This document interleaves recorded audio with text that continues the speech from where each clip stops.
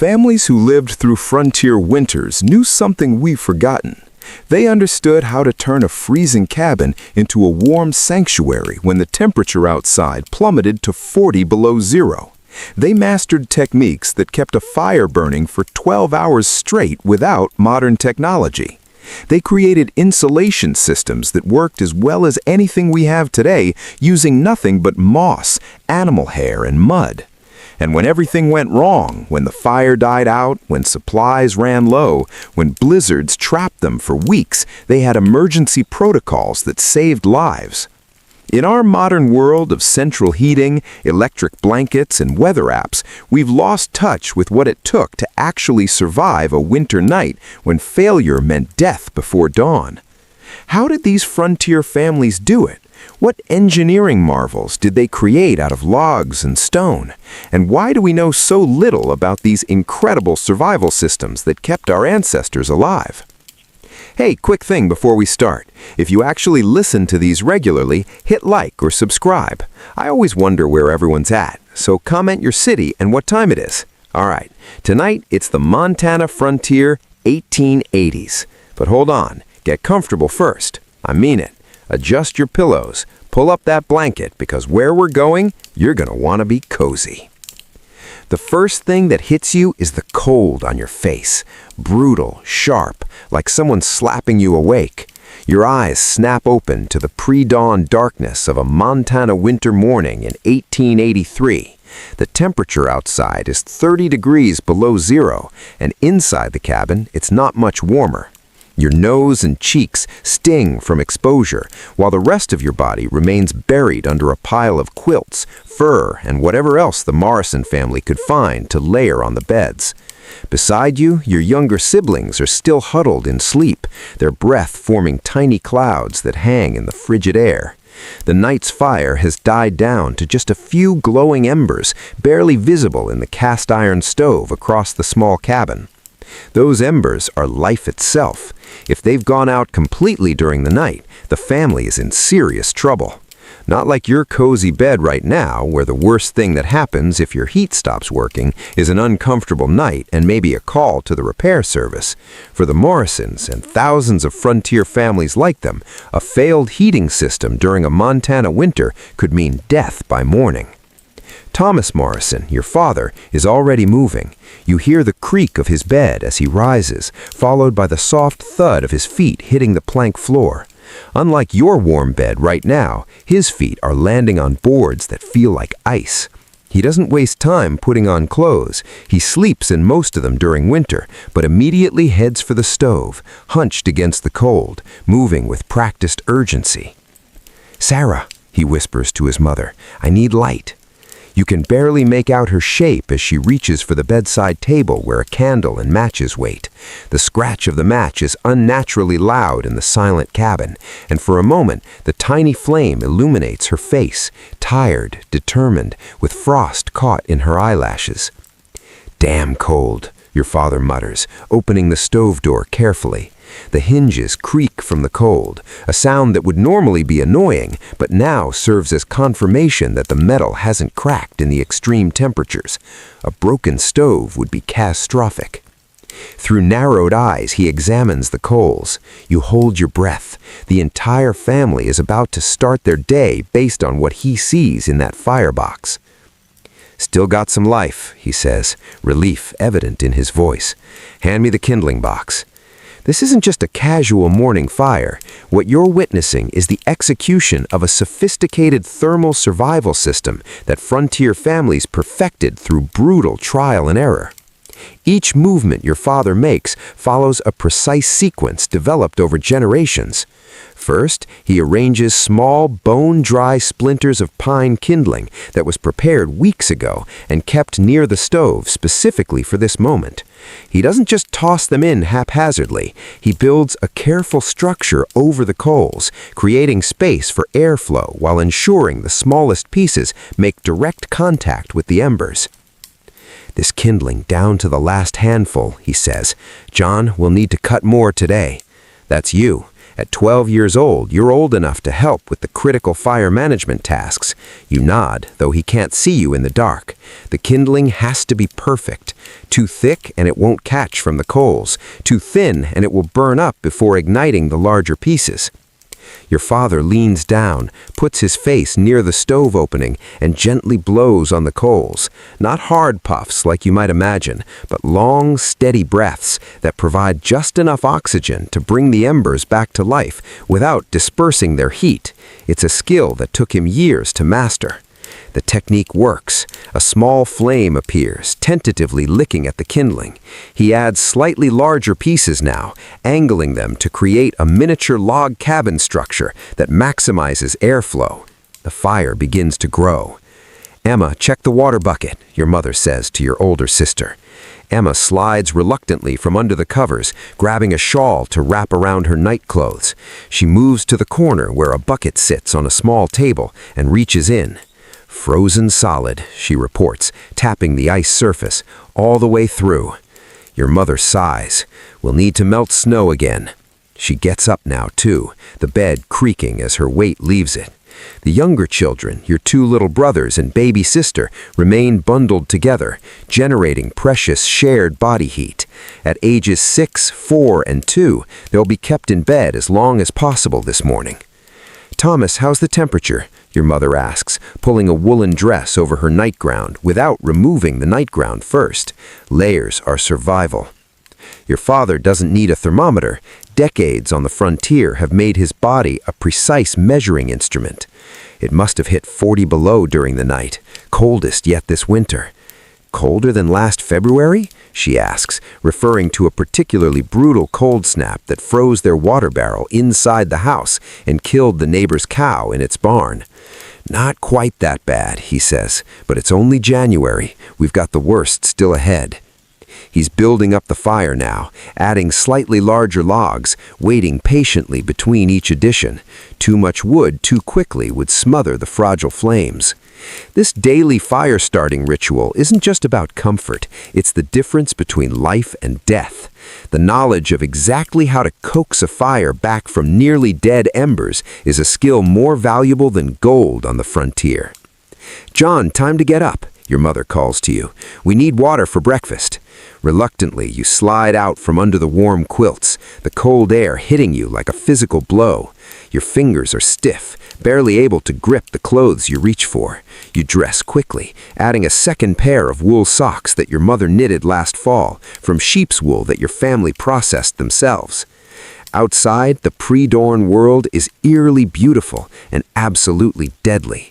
The stars are impossibly bright in the black sky, and the snow reflects enough light that you can see your way to the shed without a lantern.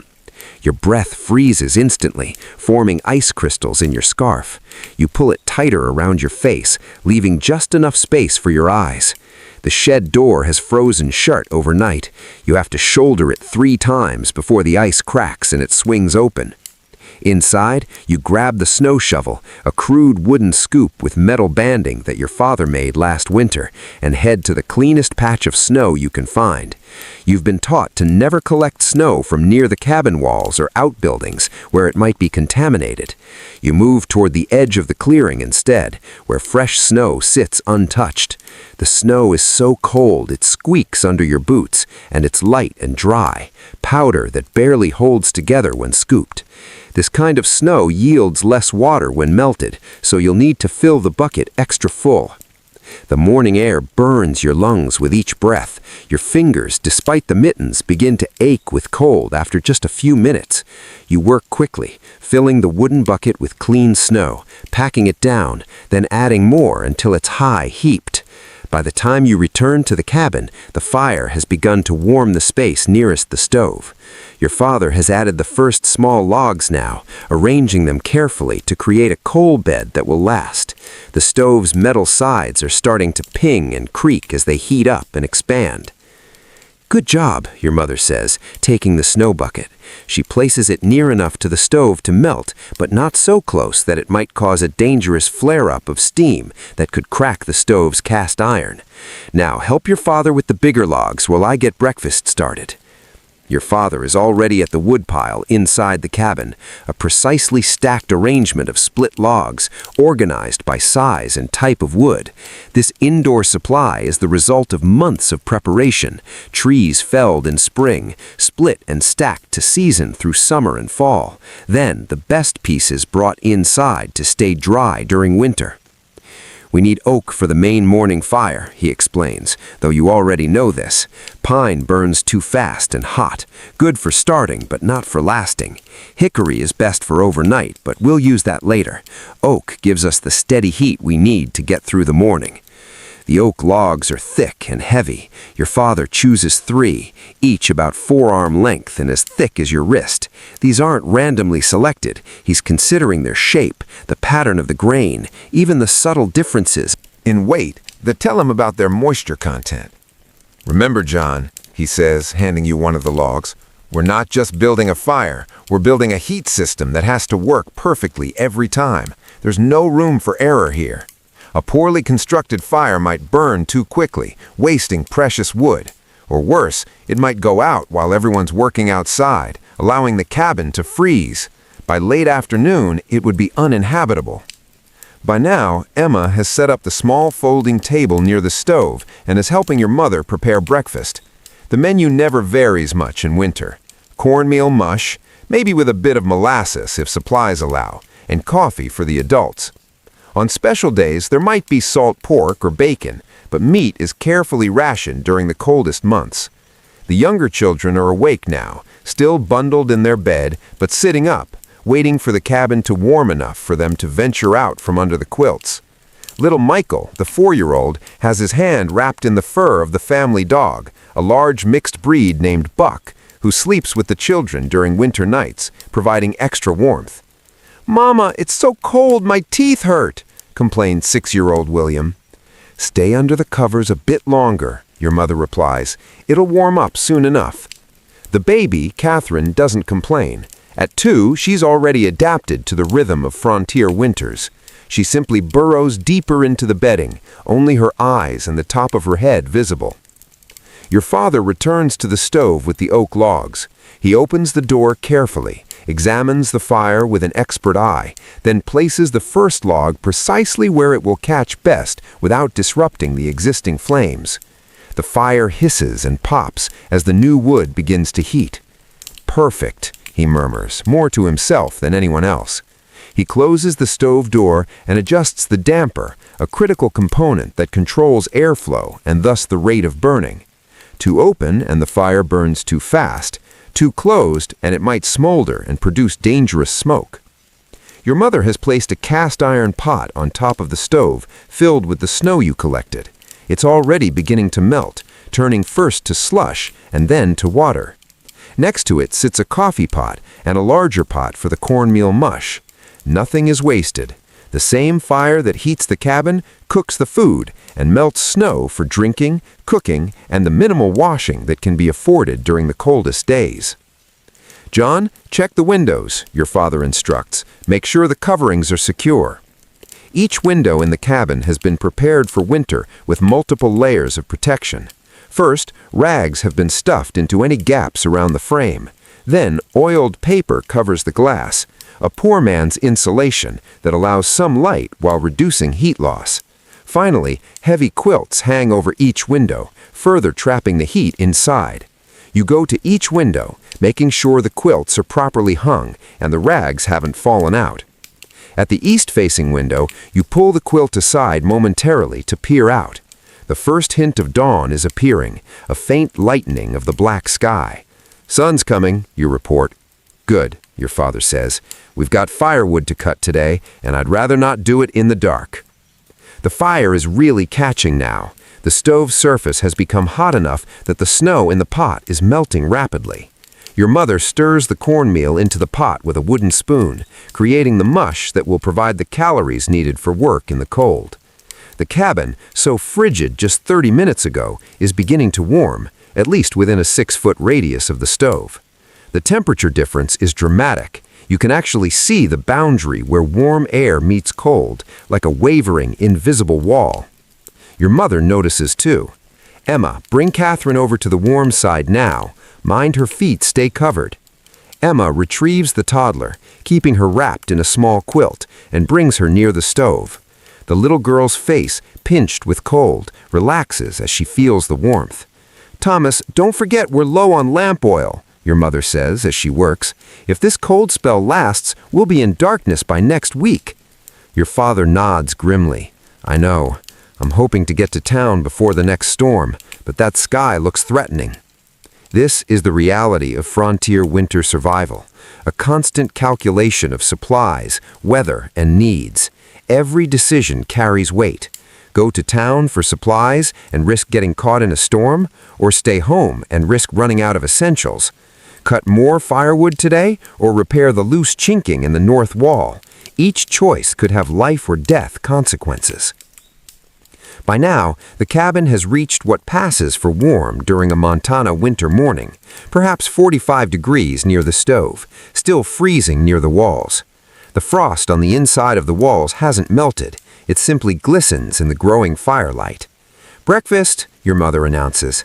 The family gathers around the small table, all except your father, who takes his bowl to the door. "I need to check the animals," he says, pulling on his heavy coat, a fur-lined canvas garment that reaches to his knees. "It's too cold for them to be in the lean-to," your mother protests. "Bring the chickens inside. The cow, too, if you have to." He shakes his head. "Cow's too big for the cabin door, but I've got her well wrapped in the barn.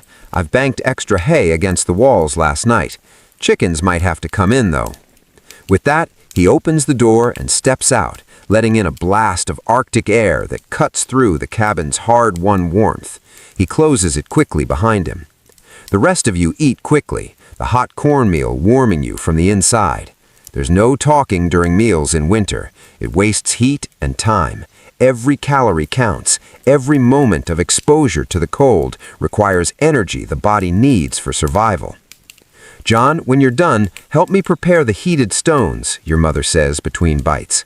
The heated stones are another crucial part of the frontier thermal management system. Fist-sized rocks, collected from the creek bed in summer, are kept near the stove. Throughout the day, they absorb heat from the fire. At night, they're wrapped in rags and placed in the beds, providing hours of gentle warmth. You select 4 stones from beside the stove, using a rag to protect your hands from their heat. They're almost too hot to handle, which is perfect. They'll stay warm until midday if properly wrapped. Your mother expertly bundles each stone in several layers of cloth. First, a thin cotton rag that can withstand the direct heat. Then, wool scraps for insulation. Finally, a piece of old blanket to hold it all together. She secures each bundle with twine. "Put these in the children's beds," she instructs, one at the foot of each bed, under the quilts, but not touching their skin directly. You place the heated stones as directed, carefully tucking them under the covers. Within minutes, the bedding will capture their warmth, creating pockets of heat that will last for hours.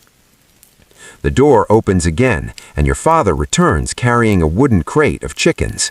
The birds are unusually quiet, subdued by the cold. "It's bad out there," he reports, setting the crate in the corner farthest from the sleeping areas. "Thermometer on the barn wall broke in the night, glass shattered from the cold." Your mother looks up sharply. "And the cow? She's alive, but shivering badly. I gave her extra feed and stuffed more hay around her. I'll check again in an hour." He stamps his feet, knocking snow from his boots. "The well's frozen solid. We'll be melting snow for at least a week, I reckon."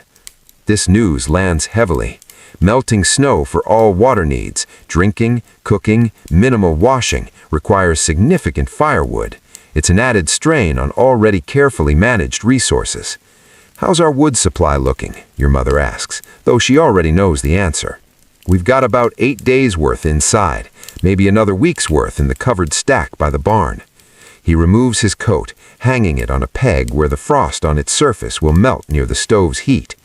"We'll need to cut more today, no matter what." The reality of frontier winter survival becomes clear in this moment. There is no rest, no day off, no break from the constant work of staying alive. Every day requires specific, critical tasks that cannot be postponed. Your father sits at the table now, quickly eating his cornmeal mush, which has already cooled considerably in the brief time he was outside. He doesn't complain. Cold food is just another reality of winter life. John and I will head out to cut wood as soon as it's fully light. Emma can help with the barn chores today since it's too cold for the little ones to go out. At 15, Emma is considered old enough to handle most adult tasks. She nods, though she's clearly not looking forward to venturing into the killing cold. I'll need to repack the snow banked against the north wall, your father continues. It's drifted away, and I can feel the draft coming through. The snowbank is another ingenious part of frontier insulation systems. Piling snow against the cabin walls creates an additional barrier against the wind and helps insulate the structure, but it requires constant maintenance, especially after windy nights. What about the ice on the roof? Your mother asks. Is it building up near the chimney again? Your father nods grimly. I'll have to clear it before we go for wood. Can't risk it melting and damming up if we get a warm spell. Ice dams are a serious threat to cabin survival. If snow on the roof melts from chimney heat, then refreezes at the edges, it can create a dam that traps more snow melt, eventually forcing water under the shingles and into the cabin. A leaking roof in winter could be catastrophic. The sky outside is lightening now, the darkness giving way to a gray dawn. The temperature will rise slightly with the sun, perhaps to -20 if you're lucky. Making outdoor work marginally less dangerous. Your father finishes his breakfast and stands, already planning the day's critical tasks in his mind. John, get your warmest clothes on. We'll start with the roof ice, then check the animals again, then head to the woodlot. You nod, knowing what's ahead. Hours of exhausting, freezing work that must be done perfectly despite numbed fingers and the constant threat of frostbite. There's no room for complaints, no space for weakness. Winter survival demands everything. As you pull on your second pair of wool socks, you glance at the window. The oiled paper glows with the first real light of dawn, illuminating the frost patterns that have formed on its surface overnight. Delicate, crystalline structures, beautiful and deadly. At least it's not snowing, you think, searching for any positive aspect to the day ahead. Your father reads your thoughts. Storm's coming, though, he says, looking toward the same window. I can feel it in my bones. We've got maybe 6 hours before it hits. 6 hours to cut enough wood to survive what might be days of blizzard conditions.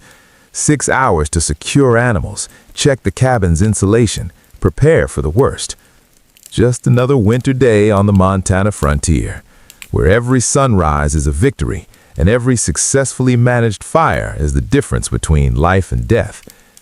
And somewhere in the back of your mind, as you prepare to face the deadly cold, you wonder how many more winters your family can survive like this. How many more mornings of frozen water and desperate fire starting. How many more days of constant life or death labor. But there's no time for such thoughts now. The fire is burning, the cabin is warming, and there's work to be done. Survival work, the kind our ancestors mastered and we've forgotten. In your comfortable modern bed, you should be thankful that bedroom thermometer reading 68 degrees. The pioneers would have considered that a miracle beyond imagination. You step outside behind your father, and the cold steals your breath away. It's the kind of cold that doesn't just make you shiver, it makes you wonder how anything survives out here. The kind that turns your nostril hairs brittle and freezes your eyelashes together if you blink too long. Keep moving, your father says, his voice muffled through his scarf. Standing still is how you die out here. The sun is just cresting the eastern hills, casting long blue shadows across the snow. Despite the sunlight, the temperature remains well below zero. You can tell by how the snow squeaks under your boots. That particular high-pitched sound only happens in the deepest cold. Your father hands you a wooden snow rake, a homemade tool with a long handle and flat wooden blade. Start on the south corner while I check the chimney, he instructs. You begin scraping at the roof edge where dangerous ice dams have formed. It's back-breaking work, reaching up with the heavy rake to pull down accumulated snow and ice. Your fingers, despite 2 pairs of mittens, begin to ache within minutes. On the other side of the cabin, your father has climbed onto a stacked pile of firewood to reach the roof near the chimney. He's breaking away ice with a metal tool, sending shards crashing to the ground. "Damn near blocked," he calls over. "Another day and we'd have had smoke backing up inside." This is no exaggeration. A blocked chimney isn't just inconvenient, it's potentially fatal. Smoke filling the cabin could suffocate the family in their sleep or force them outside into killing temperatures. As you work, your mind drifts to the main task ahead, cutting firewood. Without a steady supply of properly processed wood, the family's sophisticated heating system falls apart, and without heat, winter wins. The Morrison family, like all frontier survivors, had turned firewood preparation into a science. It wasn't just about chopping trees, it was about selecting the right species, cutting at the right time of year, seasoning for the optimal duration, and processing into specific sizes for different heating needs. By the time you finish clearing your section of roof, your father has already moved to the north wall of the cabin, shoveling fresh snow against the base to improve insulation. You join him without being asked. Everyone works without prompting during winter. There's no room for laziness when survival is on the line. "Pack it tight," he instructs, demonstrating how to compress the snow into a solid bank against the cabin wall. "We want it dense enough to block the wind, not just lying loose."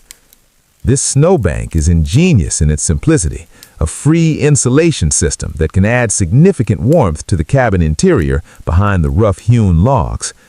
Your mother and siblings are depending on these snowbanks to keep the temperature survivable. With the urgent roof and wall work complete, your father leads you toward the barn, a crude structure, smaller than the cabin, but critical for sheltering the livestock. Inside, the family milk cow stands shivering, despite being wrapped in old blankets and surrounded by hay. "She's not doing well," your father says grimly, running his hand along the animal's bony flank. "Another night this cold might finish her." The cow represents one of the family's most valuable possessions, a source of milk, butter, and eventually calves.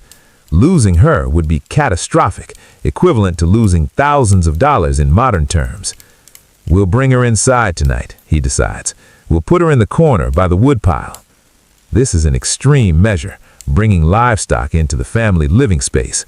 The cabin is already cramped with 9 people. Adding a 1,000-pound cow means even less space and the mess that comes with it. But the alternative, losing the animal, is unthinkable. "What about the chickens?" you ask, nodding toward the second stall where a dozen hens huddled together, their usual clucking silenced by the cold. "They'll stay inside until this cold snap breaks. Your mother won't be happy about the mess, but we can't risk losing them." The winter economy of survival becomes clear in these decisions. Every animal, every cord of wood, every foodstuff preserved from summer, all are carefully managed resources that stand between the family and starvation or freezing. With the immediate morning tasks complete, your father turns toward the real work of the day. "Get the saws and axes," he says. "We'll take the sled to the woodlot." The woodlot is a section of forest about a quarter-mile from the cabin. Most of the trees immediately surrounding the homestead were cleared during construction years ago, requiring increasingly distant trips for firewood. You retrieve the tools from the lean-to storage, 2 two-man saws with their distinctive long blades and wooden handles, 3 axes of different sizes, and iron wedges for splitting. Each tool is meticulously maintained, the blades kept sharp with regular filing, the wooden handles rubbed with oil to prevent drying and cracking. "John, Thomas, wait a moment," your mother calls from the cabin door. She's wrapped in a shawl, the cold air swirling around her skirts as she hurries towards you with something in her hands. "Take these." She's brought 2 pairs of extra wool socks. "Put these over your mittens," she instructs. "It's too cold for just leather and wool today." This layering technique, wool socks over mittens, provides crucial additional protection for extremities most vulnerable to frostbite. The improvised system works better than any single pair of gloves available at the time. "And take this," she adds, handing over a small tin. Inside is a mixture of bear grease and beeswax for your faces. Don't want your skin cracking open. You and your father obediently smear the strong-smelling substance over your exposed skin. It's greasy and unpleasant, but it creates a barrier that helps prevent the brutal combination of cold air and wind from damaging exposed skin. We'll be back before sunset, your father promises. Keep the fire steady. Your mother nods, understanding the subtext of his words. If you aren't back by dark, something has gone very wrong, and she'll need to make difficult decisions about managing the fire with the limited indoor wood supply. The wooden sled waits beside the barn, a sturdy homemade construction with runners made from curved oak designed to haul heavy loads of wood across snow. In summer, the same wood would be transported by wagon, but snow actually makes the work easier, reducing friction for heavy loads. Your father harnesses himself to the sled, using leather straps crossed over his shoulders. You'll help pull too once the sled is loaded with wood. For now, you walk alongside, carrying the smaller tools, while your father drags the heavier saws on the empty sled. The trip to the woodlot is silent, both of you conserving energy and minimizing exposure of your faces to the cold air. Your breath freezes instantly, creating ice in your scarf and around the edges of your hat where it meets your forehead. The forest, when you reach it, feels almost warm compared to the open areas. The trees block the wind, creating a stillness that offers slight relief. Your father stops, surveying the available trees with an expert eye. "We need a mix today," he says, his words forming thick clouds in the air. "Oak for steady heat, hickory for overnight, and some pine for quick morning fires." He's not just randomly selecting trees. He walks from one to another, examining them, sometimes knocking against the trunks with the back of his axe. "This oak's been dead about 2 years," he says, a medium-sized tree with no bark on the lower trunk. "That's perfect for us, already partially seasoned, but still sound." This is frontier forestry knowledge, passed down through generations. A living tree contains too much moisture to burn efficiently. A tree dead too long becomes punky and rotten, burning too quickly with little heat. But a tree dead for 1 to 3 years offers ideal firewood, naturally dried but still dense with potential energy. "We'll take this one first," he decides, positioning himself on one side of the tree. "Get on the other end of the saw." The two-man crosscut saw is a marvel of engineering, a flexible steel blade with specially designed teeth that cut in both directions. You take your position opposite your father, gripping the wooden handle. "Remember," he says, "let the saw do the work. Don't force it or you'll bind the blade. Long, steady strokes." This is another skill where precision matters more than strength. A properly used saw, even in the hands of a 12-year-old boy, can cut efficiently through hardwood, but poor technique can exhaust even the strongest man and risk damaging expensive tools that can't be easily replaced on the frontier. You begin the rhythmic work, pulling and pushing the saw through the frozen wood. Despite the bitter cold, you soon warm from the exertion, steam rising from your bodies. "Your grandfather could cut a cord a day by himself," your father says, during a brief pause to catch his breath. "Even in his 60s, he outworked men half his age." How'd he do that, you ask, genuinely curious about this legendary woodcutter. "He understood wood," comes a simple reply. "Knew which trees to take, how to fell them to save work, how to split along the grain instead of fighting it. Said a smart man does half the work of a strong, foolish one." This is more than just a story about your grandfather. It's a lesson in frontier efficiency. When every calorie burned requires food that might be in short supply, and when every hour of daylight is precious, working smart becomes as important as working hard. The tree begins to crack as you near the end of the cut, the weight of the trunk creating pressure on the saw. "Careful now," your father warns. "It's starting to lean. Step back when I tell you." Felling trees is one of the most dangerous tasks on the frontier. A miscalculation can mean being crushed beneath hundreds of pounds of falling timber.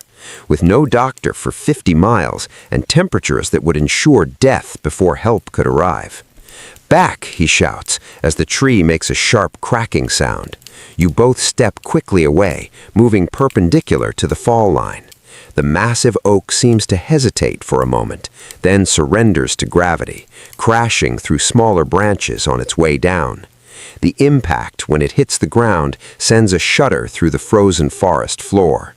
"Good," your father says with satisfaction. "Fell clean, no hanging branches." Now begins the real labor, transforming this giant tree into precisely sized pieces of firewood that will fit the cabin stove. The trunk must be cut into sections, those sections split into manageable pieces, and all of it loaded onto the sled and hauled back to the homestead. "Let's bucket into stove lengths," your father says, referring to the process of cutting the fallen trunk into sections. You position the cross-cut saw over the trunk, working together to cut it into segments approximately 18 inches long, the ideal size for your cabin stove. This is another example of the precision required for frontier survival. Wood too long won't fit in the stove, too short, and it burns too quickly. As you work, your father explains why different types of wood serve different purposes in the heating system. Pine burns hot and fast, good for starting fires or quick heat when you first wake up, he says, between sawing strokes. But it burns too quick for overnight and forms creosote in the chimney. "What's creosote?" you ask, though you've heard this explanation before. "It's that black tarry stuff that builds up inside the chimney. If we burned only pine, we'd have to clean the chimney every 2 weeks or risk a fire that could burn down the whole cabin."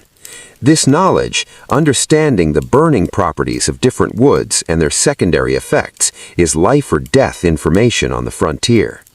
"Oak," he continues, "burns slower, makes good coals that last, and hickory is the best for overnight. Dense burns slow and hot. A good hickory log can hold coals till morning if you bank it right."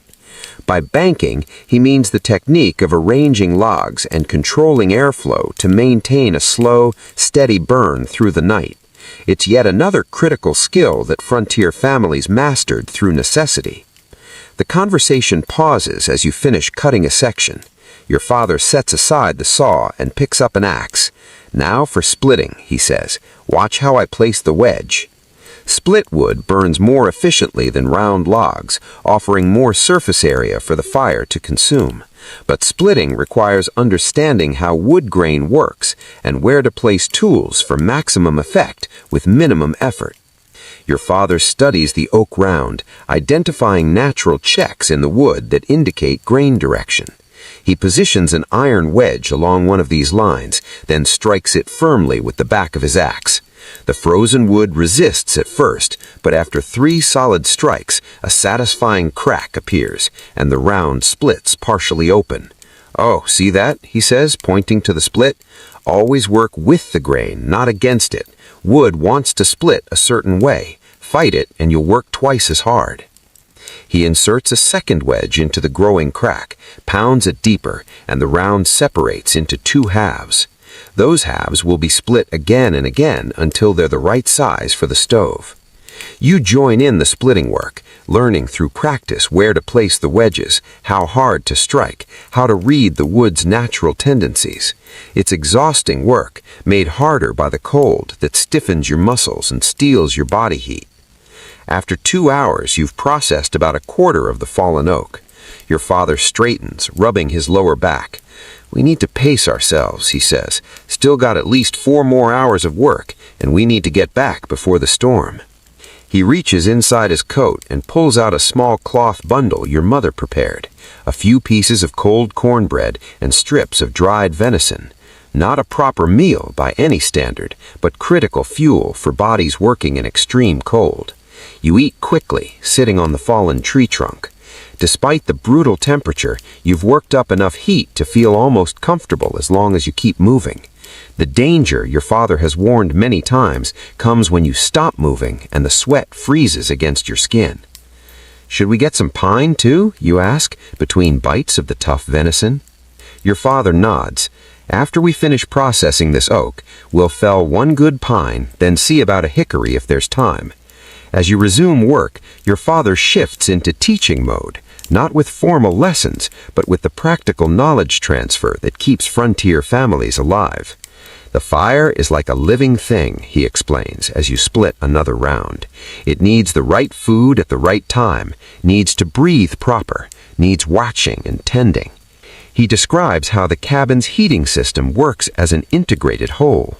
The stove itself, with its carefully adjusted dampers, the chimney drawing away smoke while minimizing heat loss, the strategic placement of water containers to humidify the air, the arrangement of furniture to create optimal heat zones. Your mother knows exactly where to put the baby's cradle, he says, not too close to the stove where it's too hot, not too close to the walls where it's too cold. There's a spot where the temperature stays just right, and she can find it without thinking. This is the frontier equivalent of modern climate control, a sophisticated understanding of heat dynamics achieved without technology, based entirely on observation and traditional knowledge. By mid-morning, you've processed the entire oak tree into perfectly sized firewood, stacked neatly on the sled. Your father selects a dead pine next, and together you fell it and cut it into sections. Pine is significantly easier to split than oak, and the work goes quickly. "Oh, storm's coming faster than I thought," your father says suddenly, looking up at the sky, visible through the tree branches. The clear blue of early morning had given way to a flat gray, and the wind is picking up, creating an ominous whistling through the forest canopy. "We'll skip the hickory," he decides. "What we've got, we'll have to do. Let's get this loaded and head back." You help arrange the split wood on the sled, stacking it carefully to maximize the load while keeping it balanced. When finished, the pile stands 4 feet high, secured with rope to prevent logs from falling off during transport. That's about half a cord, your father estimates. Should last us 4 days if we're careful. Both of you harness yourselves to the loaded sled using the leather shoulder straps. The weight is substantial, several hundred pounds of dense hardwood, but the well-designed runners slide relatively easily on the packed snow. The return journey is much slower than the outbound trip. The loaded sled requires constant attention to prevent it from sliding sideways on slopes or digging into softer snow patches. By the time the cabin comes into view, the wind has increased dramatically, driving fine snow that stings any exposed skin. "Just in time," your father says, nodding toward the western sky that has darkened to an ominous purple-gray. "Blizzard within an hour, I'd wager."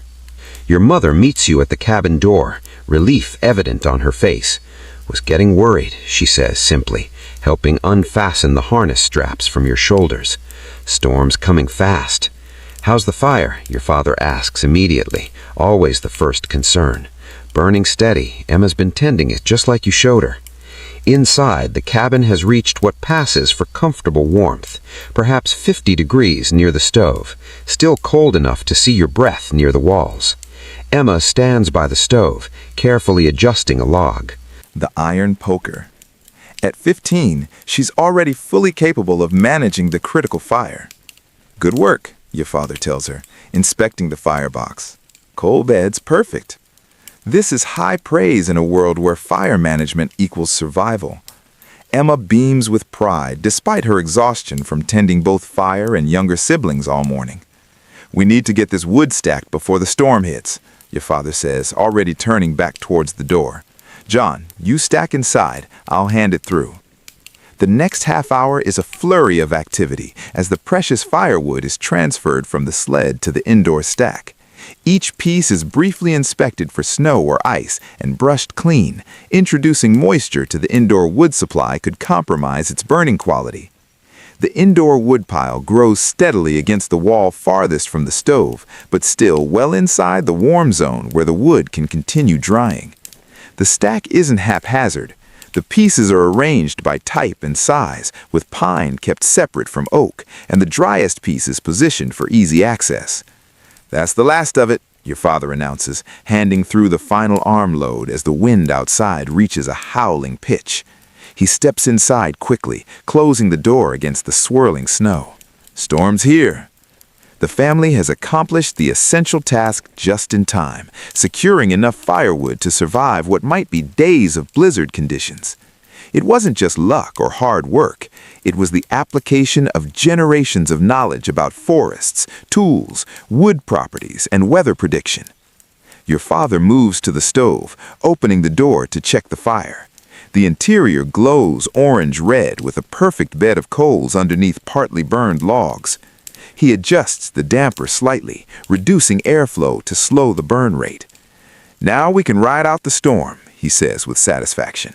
"We've got heat, water, and food under our roof. That's all we need." Outside, the blizzard envelops the homestead in a swirling white darkness.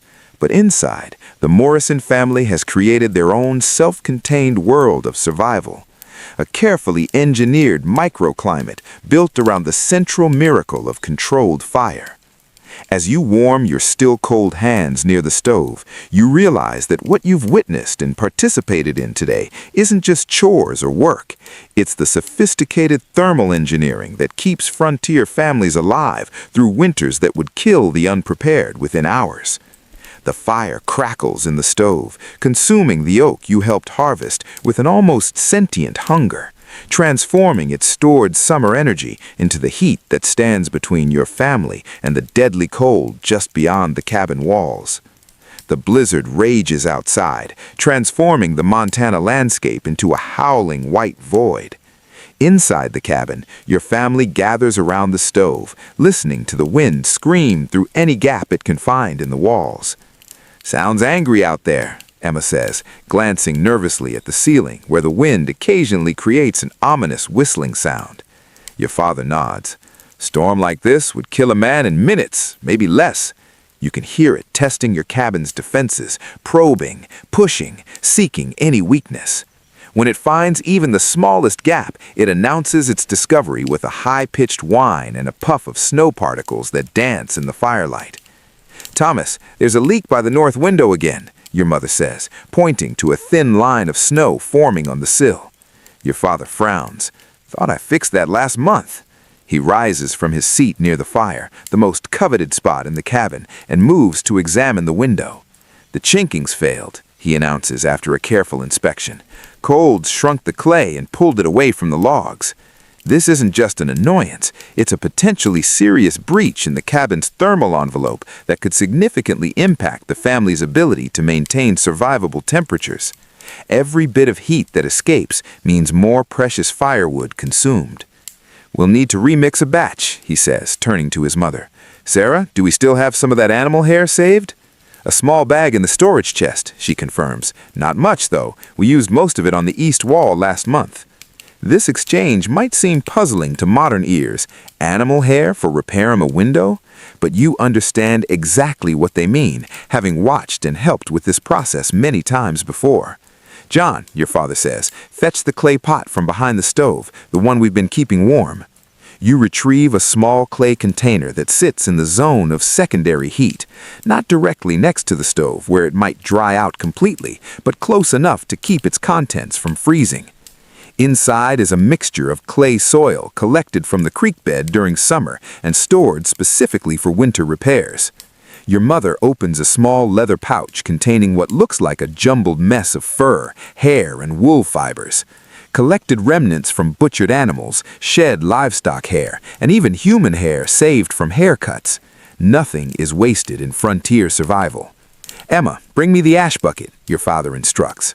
The systems at work here represent centuries of evolved knowledge about insulation, techniques passed down through generations and refined through brutal trial and error. What your family is preparing is a specialized form of chinking, the material used to seal gaps between logs in cabin construction. Basic chinking might just be clay or mud, but experienced frontier families created sophisticated mixtures that offered superior insulation and durability. The combination of clay, which provides bulk and adhesion, wood ash, which makes the mixture more fire-resistant and helps it set, and animal hair, which acts as a binding fiber like rebar in concrete, creates a remarkably effective sealant. "Need to get the consistency right," your father mutters, mixing the components in a small wooden bowl. Too wet and it'll freeze before it sets. Too dry and it won't stick. This knowledge, exactly how to prepare repair materials that will function in sub-zero temperatures, is another example of the sophisticated engineering that frontier survival required. It's not written in books, it's passed through direct instruction and experience. "I'll hold the lantern," your mother offers, lifting the coal oil lamp from the table. Extra light is needed for precise work, especially near the darker edges of the cabin. Your father applies the chinking mixture with expert hands, pressing it firmly into the gap where the original material has failed. His fingers, rough and cracked from years of such work, smooth the surface with practiced efficiency. "This should hold," he says, stepping back to examine his work, "at least until the temperature rises enough for a proper repair." The entire process took less than 15 minutes, but it represents a critical maintenance task that prevents heat loss. In a modern home, a small draft might go unnoticed or considered a minor inconvenience. In a frontier cabin during a Montana winter, it could be the difference between survival and death. Your father returns to his place by the stove, warming his hands that have cooled during the repair work. The howling of the wind seems to intensify, as if the storm is frustrated by the family's defenses. "Remember the Andersons' place?" he asks, directing the question to his mother. "Winter of '78? She nods grimly. "Poor construction. Walls might as well have been made of cheesecloth." "What happened to them?" Emma asks, leaning forward with curiosity. Your parents exchange a look, silently debating how much to share with the children. Finally, your father speaks. "They didn't make it through February," he says simply. "Found them all huddled together in the corner. Fire had gone out days earlier, from what we could tell." The cabin falls silent, except for the crackling of the fire and the storm's persistent howling. The Andersons' tragedy, an entire family frozen to death in their inadequately insulated cabin, serves as a stark reminder of what's at stake. "That's why I'm always fussing about proper chinking and insulation," your father continues after a moment. "It's not just about comfort, it's life and death out here." Little Michael, who has been quietly playing with wooden blocks near the stove, looks up with wide eyes. "Are we going to freeze too, Papa?" "No, son," your father assures him firmly. "Our cabin is strong and tight. Your mama and I made sure of that when we built it." This is no empty boast. The Morrison cabin represents the culmination of frontier insulation knowledge, techniques developed over generations of harsh winter survival. "Tell us about building the cabin again," William requests, always eager for stories. Your father settles back, warming his hands over the stove. "Well, we didn't just slap some logs together and call it done, that's for certain. What follows is not just a story, but a lesson in frontier construction techniques that have kept your family alive for 6 Montana winters. First thing we did," your father begins, "was choose the right trees. Straight pines, 16 to 18 inches thick, with minimal taper. Cut them in early spring when the sap was starting to run, but before full flow. Even the timing of harvest for construction logs was precisely calculated. Trees cut at the wrong time might contain too much moisture, leading to excessive shrinkage as they dried, or be more susceptible to insect infestation. We peeled the bark right away," he continues, "left them to season through summer, turning them regularly so they dry even. Emma, who's heard this story many times, interjects, and you notched them with a specialized cut so they'd fit tight." Your father nods with approval. "That's right. Saddle notch on the bottom, V-notch on top. Creates a self-draining joint that sheds water and doesn't collect moisture that could freeze and split the wood." This level of engineering detail in seemingly simple log construction demonstrates the sophistication hidden in frontier building techniques. Each element serves multiple purposes: structural integrity, weather resistance, and thermal efficiency. But the real secret, he continues, was the double wall construction on the north and west sides. This is the innovation your father is most proud of, a technique he learned from an old trapper who had survived 20 winters in the mountains. Standard cabins have single walls, he explains, for the benefit of the younger children who might not remember the construction details. But ours has a second inner wall on the sides that take the worst weather, creates a dead air space between walls, best insulation there is. The concept of using trapped air as an insulator was understood long before modern fiberglass or foam products. Your father's double-wall design created a 4-inch gap between the outer and inner log walls, which was then filled with a mixture of dried moss harvested from the forest floor. "Remember gathering all that moss, John?" he asks, turning to you with a smile.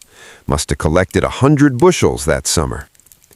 You do remember weeks spent carefully harvesting the thick, spongy moss that grows abundantly in shaded forest areas. At the time, it seemed like endless, pointless work for a 12-year-old. Only later did you understand how critical that moss insulation would be for winter survival. And the chinking, your mother adds, that was the real work. Indeed, the initial chinking of the cabin represented perhaps the single most labor-intensive part of construction. Every gap between logs, and there were hundreds, had to be stuffed first with smaller material like moss or cloth scraps, then sealed with the clayish hair mixture your father just used for the repair. "Took us nearly a month just to chink all the walls," your father recalls. "Your mother's fingers were raw from working that clay mix." "Worth every blister," she replies simply, glancing at the sturdy walls that now protect her family from certain death outside. The conversation shifts to other insulation innovations that make the Morrison cabin exceptional among frontier dwellings. Your father describes the roof construction, not just simple boards, but a layered system of split logs, birch bark, more dried moss, and finally sod cut from the prairie and carefully arranged in overlapping patterns. "The Norwegians up north taught me that technique," he explains. "Sod roof keeps heat in during winter, cool in during summer, and the weight presses everything together, makes it more airtight." 6-year-old William, always full of questions, pipes up. "But why is the floor so cold if the walls are warm?" Your father nods appreciatively at the perceptive question. "That's our weak point," he admits. "Cold comes right up through the ground. That's why we built the floor, raised off the soil, and stuffed the crawl space with pine boughs." This technique, creating a ventilated crawl space filled with insulating material, was another frontier innovation that helped maintain interior temperatures. The floor still remained the coldest part of the cabin, which is why sleeping platforms were built to elevate beds at least 2 feet above floor level. "And remember the paper?" your mother asks. Your father chuckles. 3 years' worth of newspapers from back east, best wallpaper there is." The interior walls of the cabin are indeed covered with layers of old newspapers pasted directly to the logs with a mixture of flour and water. This served multiple purposes, providing an additional layer of insulation, reducing drafts, reflecting precious lamplight, and even offering some reading material during long winter evenings. The Richardsons' place burned down because they didn't know to keep their newspapers away from the stovepipe, your father adds soberly. Fire risk is the trade-off for better insulation. This balance, finding the optimal point between warmth and safety, characterized so many frontier survival decisions. Too little insulation meant freezing. Too much combustible material near heat sources meant fire risk. The knowledge of exactly where that balance point lay was literally life or death information. Baby Catherine, who has been napping in your mother's arms, stirs and begins to fuss. Your mother stands, rocking her gently. "She's too warm now," she says. "The repair worked. North corner heating up." This casual observation reveals another aspect of frontier thermal management, the intimate knowledge of temperature variations within the cabin itself. Your mother can tell the effectiveness of the window repair simply by how her baby feels in a particular corner of the room. No thermometers needed. "Should bank the fire a bit," your father suggests. "Don't want to overheat and waste wood." Emma moves to the stove, adjusting the damper to reduce airflow and slow the burn rate. This constant fine-tuning of the fire is yet another critical skill, maintaining optimal temperature with minimal fuel consumption. Outside, the blizzard continues unabated, but its howling seems more distant now, less threatening. The family's insulation systems have been tested and proven effective once again. You know, your father says reflectively, I sometimes think about those fancy houses back east with their cast iron radiators and coal furnaces. Wonder if they stay as warm as our little cabin. Probably not, your mother replies with a hint of pride. Those city folks don't understand real insulation. They just throw more coal on the fire when they get cold. There's truth to her words. The Morrison cabin, despite its rustic appearance, represents a highly evolved thermal management system, refined through generations of direct survival pressure. Many a wealthy city home of the 1880s, with its high ceilings and decorative but drafty features, would indeed be less efficiently heated. The conversation drifts to the neighbors, other homesteaders scattered across the valley, each with their own approach to winter survival. Not all are equally successful. McClintock's place is drafty as a sieve, your father observes. Henry never did learn proper chinking. Martha said they're going through 20 logs a day just to keep above freezing, your mother adds. Won't make it through February at that rate, comes your father's grim assessment. This isn't idle gossip, but a serious discussion of survival prospects. The McClintock family, new to frontier life, hasn't yet mastered the insulation techniques that the Morrisons have perfected. Their excessive firewood consumption, 20 logs versus the Morrisons' 8 to 10 logs per day, indicates fundamental flaws in their cabin's thermal efficiency. Should we invite them here if their wood runs out? Emma asks, displaying the frontier ethic of mutual aid despite limited resources. Your parents exchange a look laden with complicated calculations, compassion versus survival, resources versus risk.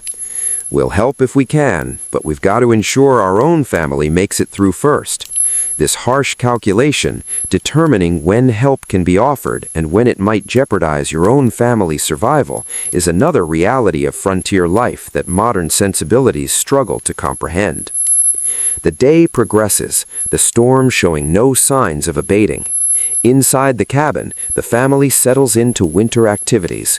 Your mother mending clothes, Emma teaching the younger children their letters using a slate board, you helping your father repair a broken chair leg. Throughout the afternoon, your father performs regular maintenance checks on the cabin's insulation systems, testing for drafts with the flame of a candle, adjusting the banking of snow against exterior walls, rechecking his earlier repair. Might as well use this storm time to improve things, he declares, eyeing a spot where 2 logs meet near the door. John, let's mix up another batch of chinking. That corner has always been problematic. You work together, preparing the specialized mixture and applying it to several areas where the original material has degraded. Each repair is small, but together they significantly improve the cabin's heat retention. Your grandfather would say a well-chinked cabin is better than another cord of wood, your father remarks as you finish the last spot. Man knew what he was talking about. By late afternoon, the combination of burning oak logs, multiple insulation systems, and careful draft sealing has created a remarkably comfortable environment inside the cabin.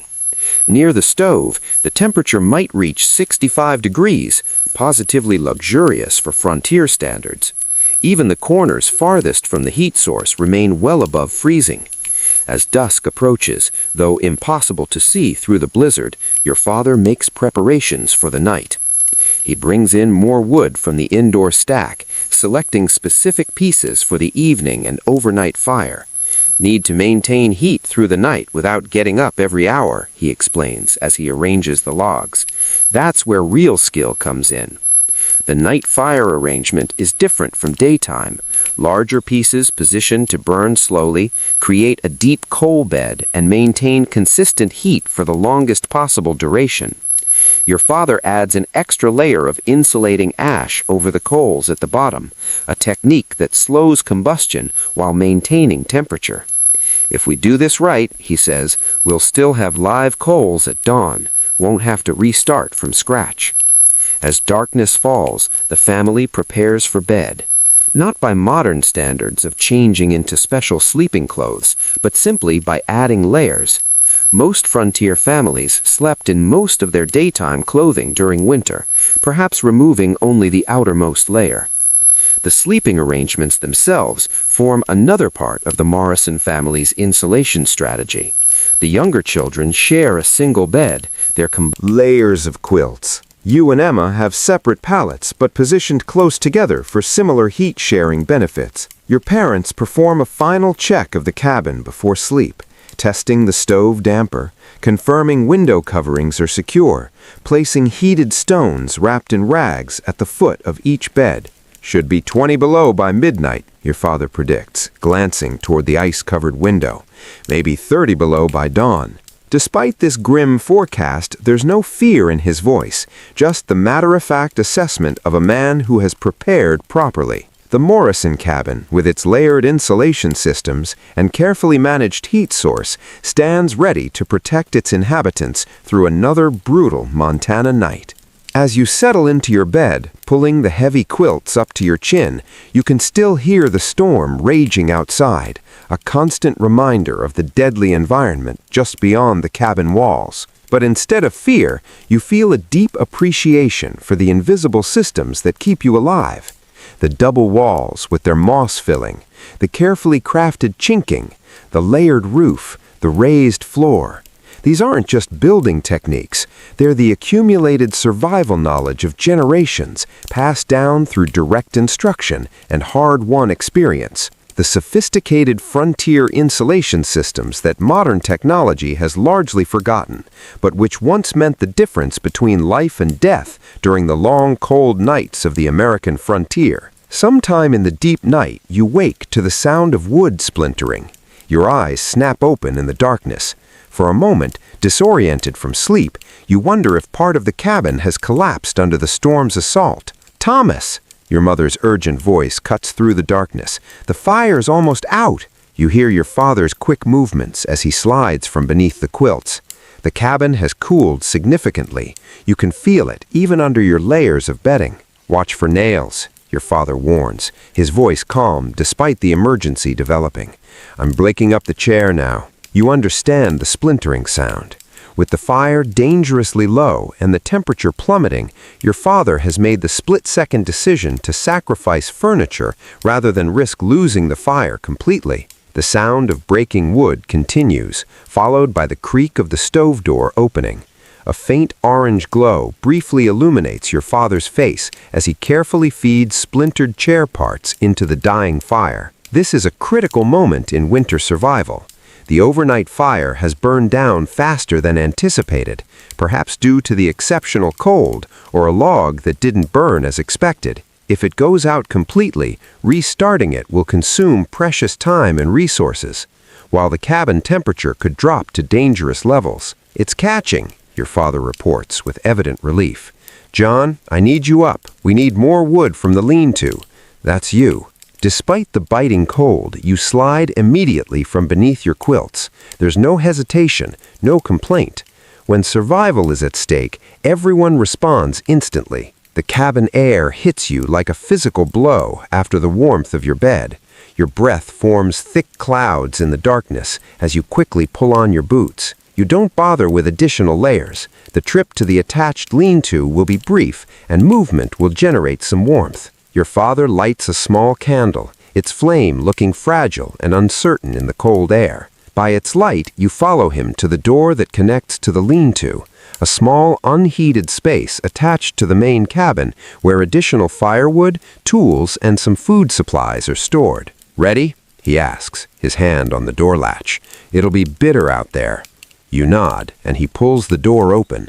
The blast of cold that rushes in makes the earlier cabin air seem warm by comparison. The lean-to, with its uninsulated walls, has reached equilibrium with the outside temperature, perhaps 30 below zero. Working quickly, guided by the wavering candlelight, you and your father select armloads of wood from the stacked supply. Your fingers, exposed to the brutal cold, begin to ache almost immediately. After 30 seconds, they burn. After a minute, they start to go numb, the first warning sign of incipient frostbite. "Enough," your father says, noticing your increasingly clumsy movements. Back inside, you return to the main cabin, closing the door firmly behind you. The wood is stacked beside the stove, and your father immediately begins adding pieces to the fire, which has begun to recover thanks to his emergency intervention with the chair. Get those hands near the stove, your mother instructs, now fully awake and moving about the cabin, but not too close. You know the routine. Indeed, you do. Warming dangerously cold extremities requires careful technique. Too much heat too quickly can cause tissue damage as painful as the frostbite itself. You extend your hands toward the stove, keeping them about a foot away from the metal surface that has begun to glow dull red in spots. Your mother approaches with a small tin of bear grease, the frontier equivalent of modern petroleum jelly. "Let me see," she says, taking your hands and examining them critically in the growing firelight. "No whiteness," she pronounces after careful inspection. "Just reddened. You'll be fine." This casual diagnosis masks the seriousness of what's being checked. True frostbite, where skin actually freezes, appears as waxy white patches. It represents tissue death, and in severe cases can lead to the loss of fingers, toes, or even limbs. Frontier families became expert at recognizing its earliest signs and intervening before permanent damage. "Rub this in," she instructs, handing you the tin of bear grease. "Then put these on." These are heavy mittens knitted from wool and lined with rabbit fur, the most effective hand protection the family possesses. They're normally reserved for long periods outside in the worst weather, but tonight's fire emergency has warranted their use. As you massage the greasy substance into your reddened skin, the burning sensation intensifies briefly, then begins to fade as circulation returns. The bear grease serves multiple purposes, creating a moisture barrier, reducing evaporative cooling, and providing lubrication for skin that becomes dangerously dry in winter conditions. Your father has the stove burning properly now, adding carefully selected pieces to rebuild the coal bed that will provide consistent heat. The immediate crisis has passed. "That was close," he mutters, more to himself than anyone else. "Too close." Even with all their knowledge and preparation, the Morrison family has just experienced how quickly a winter situation can become dangerous. A fire burning down faster than anticipated during the night represents one of the most common threats to frontier survival. By now, everyone in the cabin is awake. Emma has taken charge of the younger children, helping them pull their bedding closer to the stove where it's warmest. Even in emergency situations, the family operates with practiced efficiency, each person knowing their role. "We'll need to reorganize the sleeping tonight," your father announces. "It's going to get colder still before dawn." This statement carries significant weight. The family's standard sleeping arrangements, already designed for optimal heat conservation, will need enhancement to counter the exceptional cold. "Body heat shelter?" your mother asks, and your father nods. "I think so. Better safe than sorry." The body heat shelter is a frontier survival technique reserved for the most extreme cold. You've only experienced it twice before, during particularly brutal cold snaps when the temperature dropped below 40 below zero. "John, Emma, help me move the table," your father instructs. Together, you push the family's main table against the wall farthest from any windows or doors. Next, your father retrieves several spare quilts from the storage chest, and with your mother's help, begins arranging them to create a makeshift tent, using the table as a support structure. "William, Michael, bring your bedding," Emma directs the younger boys. "Catherine will sleep between Mama and Papa." The concept behind the body heat shelter is simple but incredibly effective. By creating a small enclosed volume, heat-reflective barriers, and multiple human heat sources, the family can generate and trap enough heat to maintain safe temperatures even if the main cabin space becomes dangerously cold. "Remember," your father reminds everyone as the shelter takes shape, "no gaps in the quilts. We want it sealed tight." The resulting structure looks primitive, essentially a table with quilts draped over it extending to the floor on all sides, but represents sophisticated thermal engineering principles. The small enclosed volume, heat-reflective barriers, and multiple human heat sources combine to create a microclimate that can be 20-30 degrees warmer than the main cabin. "I'll stay up and tend the fire," your father decides. "The rest of you get in and keep warm." Your mother shakes her head firmly. "We'll take shifts. You need rest too." After brief negotiation, they agree to 2-hour rotations, your father taking the first watch, followed by your mother, then you and Emma sharing the final pre-dawn shift. By now, the main fire has been fully restored, the stove once again radiating precious heat. But the wind outside has intensified, driving temperatures down further and finding new ways to infiltrate the cabin's defenses. Might as well get dressed properly, your mother decides. No point trying to sleep in just night clothes on a night like this. This initiates another critical aspect of frontier winter survival, the layering system for extreme cold. Each family member begins adding clothing layers according to a specific strategy developed through generations of trial and error. Start with the wool, your mother instructs. Mother reminds the younger children as she helps them dress. Cotton kills. This stark phrase, cotton kills, represents vital frontier knowledge that modern outdoor enthusiasts have had to relearn. Cotton garments, once wet from perspiration, lose all insulating properties and actually draw heat from the body. Wool, by contrast, maintains most of its insulating value even when damp. The base layer for everyone is wool. Long underwear for the adults and older children, simple wool shirts and leggings for the younger ones. Over this goes a middle layer, typically flannel or more wool, then a heavier outer layer, even though you're indoors. Don't forget your heads, your mother says, distributing knitted wool caps. That's where most heat escapes. This understanding of the body's heat loss patterns informed frontier clothing design long before modern thermal imaging confirmed that up to 30% of body heat can be lost through an uncovered head. The family socks receive particular attention. Everyone puts on fresh, dry wool socks. Some hand-knitted by your mother from the family sheep, others purchased during infrequent trips to town. Those with particularly cold-sensitive feet add a second pair. John, check everyone's feet before they go into the shelter, your father instructs as he adjusts the stove damper. Any dampness needs to be addressed now. This focus on dry feet isn't mere comfort, it's survival. Damp feet in cooled conditions quickly lead to a condition frontier people called immersion foot, similar to what soldiers would later call trench foot. The condition can progress from painful discomfort to tissue death and gangrene with surprising speed. You move among your siblings, checking their socks and feet with practiced efficiency. Emma, at 15, has already completed her own inspection. 6-year-old William and 4-year-old Michael submit to your examination without complaint. They've been raised understanding these procedures are non-negotiable.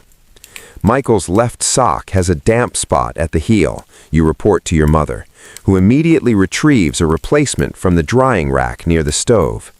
With everyone properly layered, your mother organizes the entry into the body heat shelter. It's not simply a matter of crawling inside, there's a specific arrangement to maximize warmth and comfort. Catherine in the middle, she directs, placing the toddler in the center of the enclosed space. Boys on either side, then Emma and John on the outside since you're oldest. This arrangement places the youngest, most vulnerable family members at the core of the human heating system, surrounded by the larger bodies of older children and adults. The physics is straightforward. Smaller bodies have greater surface area relative to their mass and lose heat more quickly. By positioning them centrally, they benefit from heat radiating from larger bodies on all sides. Your father, taking the first fire-tending shift, helps adjust the quilt walls of the shelter once everyone is inside. Keep these sealed tight, he reminds you. Don't let the warm air escape when you shift positions. Inside the shelter, the effect is immediate and remarkable. The combined body heat of 6 people trapped in the small enclosed space creates a warming effect that no stove could match for efficiency. Within minutes, the temperature inside the quilt structure rises noticeably. "It's working," Emma whispers, already removing her wool cap as the space warms. The younger children, initially tense from the emergency and cold, begin to relax as warmth envelops them. Little Catherine, nestled between her brothers, drifts back to sleep almost immediately. From your position near the edge of the shelter, you can hear your father moving about the cabin, tending the fire and checking for drafts.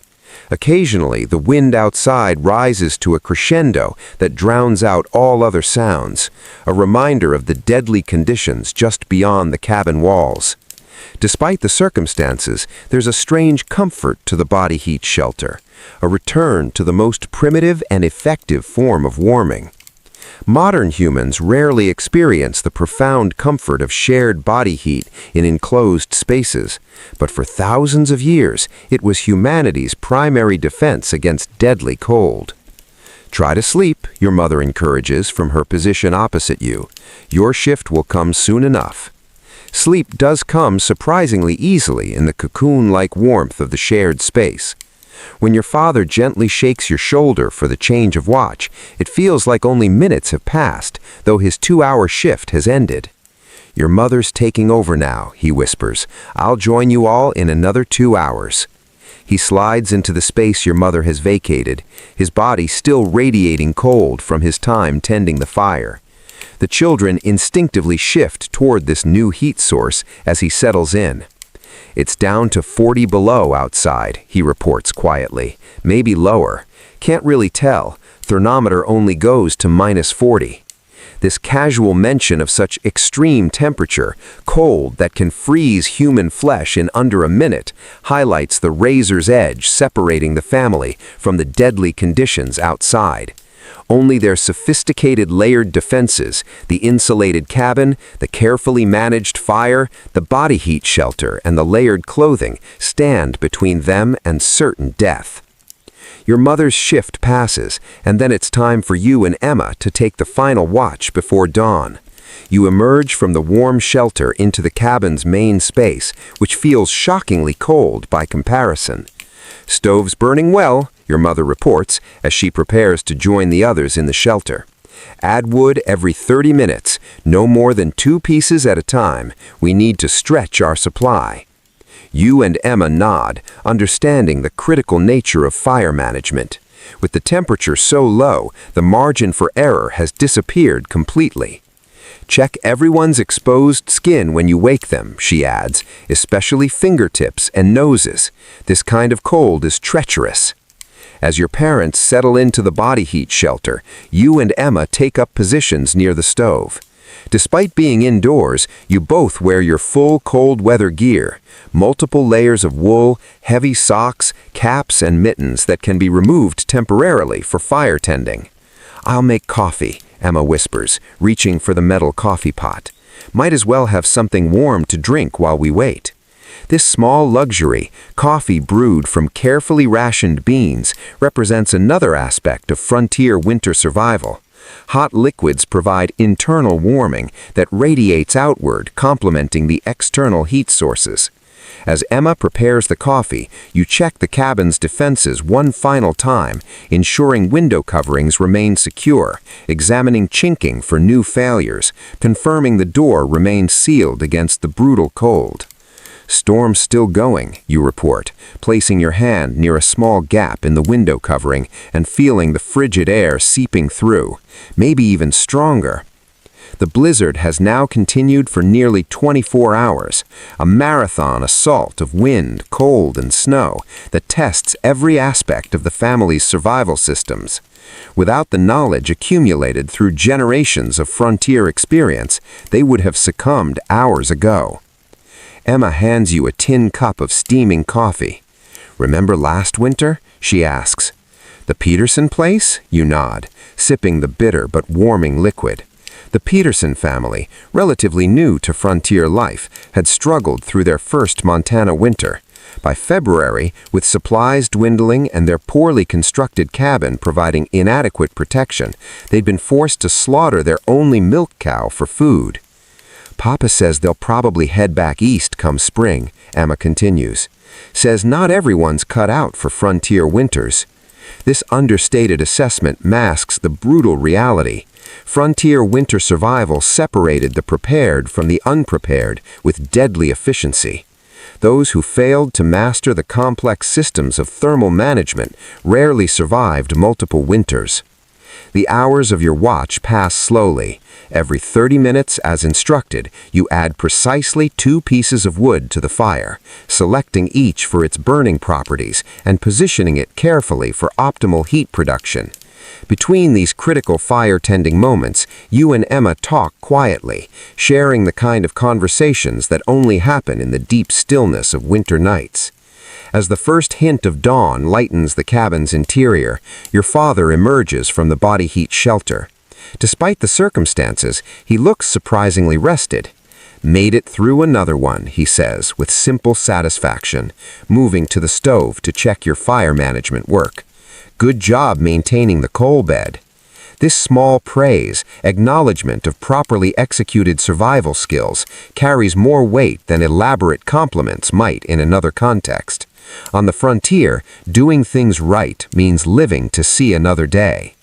Your mother joins him, and together they begin the process of dismantling the body heat shelter and returning the cabin to its daytime configuration. The younger children, still bundled in multiple layers, remain sleeping on their bedding, now arranged near the stove. "Storm's breaking," your father announces, after briefly pulling aside a window covering to glance outside. "Winds dropping and skies lightening to the east." This news brings palpable relief. A blizzard's end means the most acute danger has passed, though the extreme cold will likely remain for days. As full daylight arrives, the family begins its morning routine, albeit with adjustments for the exceptional cold. The water bucket, despite being kept near the stove overnight. This early in January, yet despite this record-breaking temperature, the Morrison family has survived the night comfortably. Not by modern standards of comfort, perhaps, but without danger or significant hardship. Their layered approach to cold protection, from cabin construction to fire management to clothing strategies to the body heat shelter, has proven equal to even this extreme challenge. As you help prepare the morning meal, you realize that what your family accomplished last night wasn't just survival. It was the application of sophisticated thermal engineering developed through generations of hard-won knowledge. Systems so effective that even in conditions that would kill unprotected humans in minutes, your family slept safely through the night. This is the forgotten science of frontier winter survival, not just enduring the cold, but mastering it through integrated systems of protection that modern technology has largely rendered obsolete, but which once meant the difference between life and death on the American frontier. 3 days after the blizzard, the brutal cold still grips the valley, but the skies have cleared to a crystalline blue that almost hurts to look at. The sun shines with blinding intensity over a transformed landscape, snow sculpted into otherworldly shapes by the wind, ice crystals hanging from every tree branch, the world frozen into a deadly beauty. Your father stands in the doorway of the cabin, surveying the scene with a practiced eye. "Need to check on the neighbors," he announces. "McClintonocks haven't got enough experience for cold like this." "Is it safe?" your mother asks, concern evident in her voice. He nods. "Winds died completely. Cold still dangerous, but manageable if we're prepared." He turns to you. "John, you're coming with me. 2 is safer than 1 in these conditions." This isn't a request, but a statement of fact. At 12, you're considered old enough to participate in community welfare checks, a critical aspect of frontier winter survival that modern isolation has largely forgotten. "Bundle up properly," your mother instructs, already gathering your heaviest outdoor gear. Full layers, no shortcuts. The preparations for venturing outdoors in 40 below temperatures are elaborate and methodical. First comes the base layer of wool undergarments, then a middle layer of flannel, followed by heavy wool pants and shirt. Over this goes a buckskin vest lined with rabbit fur, and finally a heavy canvas coat with a hood lined with bear fur. Your feet receive special attention. First, a layer of thin cotton socks, the rare appropriate use of cotton in winter, as they wick moisture away from the skin. Then, 2 pairs of heavy wool socks, and finally, moccasins lined with rabbit fur and wrapped with canvas leggings tied securely above the calf. Your hands are similarly protected. Thin liner gloves covered by heavy mittens lined with fur and designed with an extra long cuff that extends well up the forearm, preventing any gap where cold air might reach the wrist. Face covering, your father reminds, handing you a wool scarf that's been carefully stored near the stove to ensure it's completely dry. Moisture in fabrics from breath or sweat can freeze instantly in such cold, transforming protective clothing into dangerous conductors of deadly chill. The final preparation is food. Your mother hands each of you a small cloth bundle. Pemmican, she explains, and a piece of the dried apple cake. If you get caught out there longer than expected, you'll need the energy. Pemmican, a concentrated mixture of dried meat, fat, and berries, represents the frontier equivalent of modern emergency rations. Dense with calories and resistant to spoilage, it provides critical energy in survival situations. We'll head to the McClintonnocks first, then check on Old Man Patterson if there's time, your father decides, making final adjustments to his gear. Should be back before midday. The unspoken danger hangs in the air. If you're not back by then, something has gone very wrong. In such extreme cold, extended exposure inevitably leads to frostbite, hypothermia, and death. Take the emergency kit, your mother insists, handing your father a small leather pouch that contains fire-starting materials, additional pemmican, and basic medical supplies. With a final check of your clothing, ensuring no skin remains exposed except for a narrow band around the eyes, you and your father step out into the killing cold. The sensation is immediate and shocking. Despite all the protective layers, the air itself feels solid, as though you're moving through an invisible barrier that resists every step. Your breath freezes instantly, creating a rim of ice on your scarf within seconds. Keep moving, your father reminds, his voice muffled through his face covering, and watch for signs. The signs he refers to are the early indicators of frostbite or hypothermia, a buzzing in the ears, a prickling sensation in extremities followed by alarming numbness, or the dangerous euphoria that sometimes precedes freezing to death. The McClintonnock homestead lies about a mile away, normally a 20-minute walk, but in these conditions it will take nearly twice that. Your father sets a deliberate pace, not so fast that sweating becomes a danger, not so slow that body heat production drops. The snow squeaks beneath your feet with each step, that distinctive sound that only occurs in the deepest cold, where drifts have formed. You must lift your feet high to clear the surface, an exhausting process that quickly builds heat in the large muscles of the legs. That's why we don't wear too many layers on the legs, your father explains, noticing your exertion. They generate their own heat if you keep moving. It's the extremities we have to worry about. This knowledge, understanding precisely how the body loses and generates heat during extreme cold exposure, represents another aspect of frontier survival science that has largely been forgotten in the age of central heating and automobiles. As you walk, your father quizzes you on cold weather survival knowledge, not as a formal lesson, but as a way to pass time in ensuring you remain alert to danger. "What's the first sign of frostbite on the face?" he asks, his eyes constantly scanning the terrain ahead. "White patches on the skin," you answer promptly, usually cheeks, nose, or ears first. And if you notice it on yourself or someone else, cover the area immediately and warm it gradually with body heat. Never rub it or apply direct heat from a fire. He nods approval. "And the most dangerous kind of snow for walking?" "Powder over crust," you reply. "Looks solid but breaks through unpredictably, wastes energy, and can cause falls or injuries." This call-and-response ritual serves multiple purposes, reinforcing critical knowledge, maintaining mental alertness in conditions where the mind can become dangerously sluggish, and providing reassurance through familiar patterns. After 30 minutes of careful hiking, the McClintonnock cabin comes into view through a stand of pine trees. Unlike the Morrison homestead with its carefully banked snow and sealed windows, the McClintonnock's place shows worrying signs of inexperience. Minimal snowbanking against the walls, chimney with lighter smoke than would be expected in such cold, and no visible preparations for water access. "Not good," your father mutters. "No activity outside. Should have at least cleared a path to the woodpile." As you approach closer, the situation becomes clearer.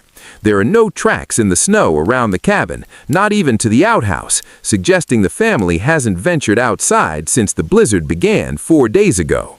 "Hello, the house?" your father calls when you're about 50 yards away. Approaching a frontier cabin unannounced could be dangerous. In isolated areas, strangers might be met with caution or even a rifle. No response comes. Your father frowns beneath his scarf and moves closer, calling again with greater volume. Finally, the cabin door opens slightly and Henry McClintock's face appears, haggard, worried, and showing the unmistakable redness of someone who's been too close to a fire for too long. "Thomas," he calls uncertainly. "Thomas Morrison, it's me, Henry. Came to check on you folks after that blow." Relief washes over McClintock's face. "Thank God. Come in. Please come in." The interior of the McClintock cabin presents a concerning scene. Unlike the ordered functionality of your family's home with its strategic arrangement for optimal heat distribution, the McClintocks have crowded around their stove in desperation. Bedding has been dragged near the heat source, cooking implements lie scattered about, and the air has the distinct staleness of a space that hasn't been properly ventilated despite continuous fire use. Martha McClintock sits wrapped in blankets, their two small children huddled against her. "We've been burning everything we can find," Henry explains, gesturing to the stove, where furniture fragments are clearly visible among the proper firewood. "Down to the last of our wood supply. Didn't expect it to get this cold so early in the season." Your father takes in the situation with a quick, experienced assessment. "How's your food holding up?" "Running low," Henry admits. "Haven't been able to get to our root cellar since the storm hit. Too much snow drifted against the door." This represents a cascade of failures in winter preparedness: inadequate wood supply, poor access planning for food storage, and insufficient knowledge of how to manage a frontier home during extreme cold. "We'll dig out your cellar," your father decides, "and I'll show you some techniques for stretching your wood supply. John, start with the snow clearing while I check their chimney and stove setup." For the next 2 hours, you and your father work to address the most Critical issues threatening the McClintock family survival. You clear paths to their woodpile and root cellar, show Henry how to properly bank snow against the cabin walls for insulation, and demonstrate more efficient fire management techniques. Inside, your father makes several crucial adjustments to their stove and living arrangements. He rearranges their furniture to create a smaller warm zone that requires less fuel to heat, adjusts the damper on their stove, which had been incorrectly set, causing excessive wood consumption, and shows Martha how to create a simple body heat shelter, similar to what your family used during the worst of the cold. "You're wasting half your heat up the chimney," he explains to Henry, who watches with a mixture of embarrassment and gratitude. "And these gaps around your windows are like throwing wood directly into the snow." While the men work on the heating system, you notice Martha McClintock watching intently as your father demonstrates various techniques. Unlike her husband, whose pride occasionally surfaces in defensive comments, she shows the focused attention of someone who recognizes that knowledge equals survival. "How do you keep your children's feet warm at night?" she asks when Henry steps outside to help you with the snow clearing. "My little ones cry from cold toes despite all our blankets." Your father explains the heated stone technique your family uses, warming rocks near the stove, wrapping them properly, and placing them at the foot of beds to provide hours of gentle heat. Martha listens with fierce concentration, mentally recording every detail. "And your windows," she continues, "they don't frost over inside like ours do. What's your secret?" "Double covering," he explains. "Oiled paper against the glass for insulation, then heavy quilts over that. And we stuff rags in any gaps around the frame. Every little crack lets precious heat escape." This knowledge exchange represents one of the most critical aspects of frontier winter survival, the passing of tested techniques from experienced families to newcomers. Without books, formal education, or other information sources about extreme cold survival, this person-to-person transmission of knowledge was often the only way inexperienced settlers could learn to survive their first serious winters.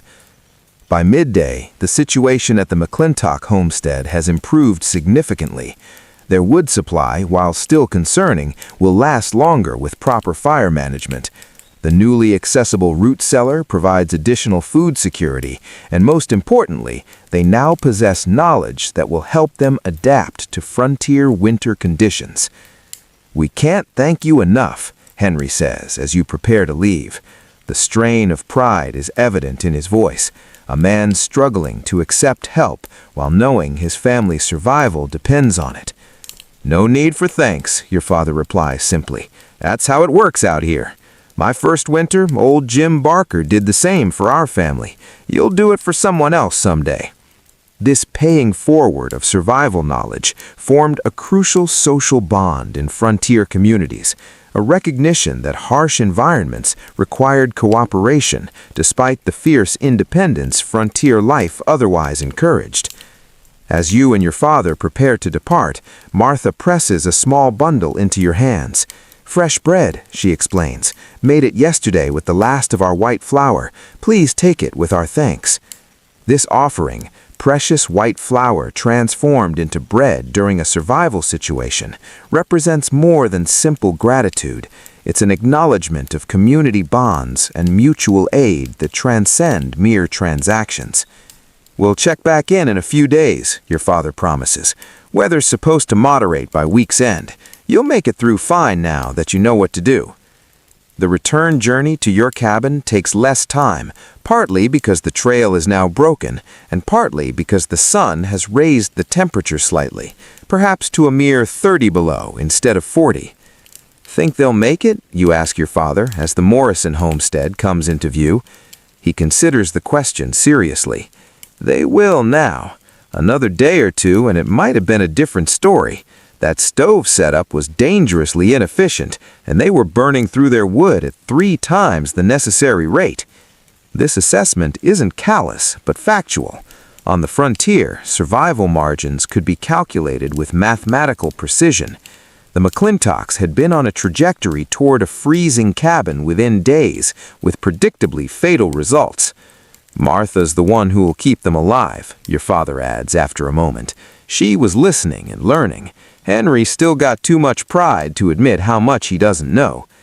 This gendered dimension of frontier knowledge transfer often goes unrecognized in romantic depictions of Western settlement. While men might handle the heaviest physical tasks, women frequently became the knowledge keepers of crucial domestic survival techniques: fire management, food preservation, textile creation, and medical care that kept families alive through harsh winters. Upon returning home, your mother greets you both with evident relief. "The Patterson place?" she asks, nodding. "You've returned earlier than might be expected if you'd completed both planned visits." "Didn't make it there," your father explains, removing his outer layers carefully to prevent snow from melting onto the cabin floor. "McClintocks needed more help than I anticipated. We'll check on Patterson tomorrow if the weather holds."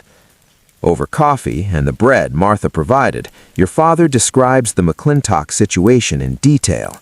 Your mother listens with the serious attention the subject deserves, occasionally asking clarifying questions about their supplies and equipment. "Should we invite them here?" she asks when he finishes. "They could stay until the worst passes." Your father considers this generous offer. "They're stable now with what we showed them. Better for them to learn in their own cabin if they can manage it. Builds confidence and skills they'll need for the rest of winter." This assessment reflects a deeper frontier wisdom. Sometimes immediate rescue can ultimately reduce long-term survival chances by preventing necessary skill development. The delicate balance between helping neighbors and fostering self-sufficiency represented one of the most nuanced aspects of frontier community ethics. "I told Martha about the winter community gathering," your father adds, "said we'd take them along if they wanted to go." The winter community gathering he refers to is a tradition among the scattered homesteaders of your valley, a monthly meeting during the coldest season where families travel to a central location, usually the largest cabin, to share food, company, and most importantly, knowledge. "It's at the Hendersons' place this month," your mother confirms. 3 days from now, if the weather permits.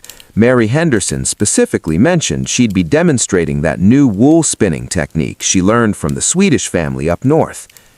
These gatherings served multiple crucial functions in frontier winter survival, breaking the dangerous psychological isolation that contributed to cabin fever, creating opportunities for knowledge exchange, and establishing community bonds that could be activated during emergencies. "I should prepare something to share," your mother muses. "Perhaps I'll demonstrate that new pemmican recipe with the dried berries, and Emma can show her mitten lining technique." This casual planning highlights another aspect of frontier knowledge systems, the expectation that each family would contribute to the community's collective wisdom. Even children participated, with older ones often teaching skills to younger ones from different families. The following day brings slightly moderated temperatures, perhaps 20 below instead of 40, and your father declares it's safe enough to check on Old Man Patterson, the elderly widower whose cabin sits about 2 miles east of your homestead. Unlike the McClintocks, Patterson is a seasoned frontiersman who has survived decades of Montana winters. His concern is not lack of knowledge, but advancing age and isolation that makes self-sufficiency increasingly challenging. You accompany your father again, bringing a parcel your mother has prepared, fresh bread, some preserved venison, and dried apples. These aren't just food gifts, but crucial nutritional supplements for an elderly person living alone who might be tempted to neglect proper meals. Patterson's cabin, when you reach it, shows all the signs of experienced winter adaptation: carefully banked snow, properly managed chimney, and paths cleared to essential areas despite the old man's limited strength. Unlike the McClintocks' desperate situation, Patterson has his survival systems well in order. "Thought you might have frozen solid in that blow," the old man greets you with gruff affection when you arrive. Despite being in his 70s, he remains spry and alert, a testament to the preserving effects of frontier self-sufficiency. "Checking on all the neighbors," your father explains. "How's your wood supply holding?" "Good enough," Patterson replies, leading you inside, where his cabin reveals meticulous organization: wood stacked by type and size, preserved foods arranged for efficient access, and sleeping area optimized for heat conservation. "Been at this long enough to know what I need before winter sets in." The visit is brief but important, confirming the old man's welfare while reinforcing community bonds. Patterson, despite his independence, understands the value of these connections. "Coming to the gathering at Henderson's?" your father asks as you prepare to leave. Patterson nods. "Wouldn't miss it." Could use the company. This honest admission that even the most self-sufficient frontiersman needs human connection during the isolated winter months highlights the psychological aspects of survival that pure technical knowledge cannot address. As you return home, your father uses the journey as another opportunity for instruction, but with a different focus than the previous day's technical lessons. "Community is as important as firewood in winter," he explains as you trudge through the snow. "Humans aren't made to be completely alone. Isolation kills as surely as cold, just slower and in different ways." This wisdom, understanding that survival depends on social systems as much as technical knowledge, represents one of the most sophisticated aspects of frontier winter adaptation. The homesteaders who survived longest weren't just technically skilled, but socially connected, forming resilient networks of knowledge exchange and mutual aid. Back at your cabin, preparations begin for the upcoming community gathering. Your mother sorts preserved foods to share.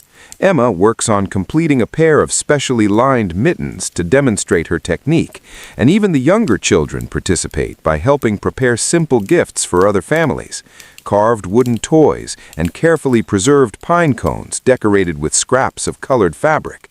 These preparations represent more than social niceties. They're investments in the knowledge economy and mutual aid systems that frontier communities developed to survive winters that would kill isolated individuals regardless of their personal skills or supplies. As evening approaches and the family gathers around the stove for the night's meal, your father makes a surprising announcement. "I've invited the McClintocks to stay with us tomorrow night," he says.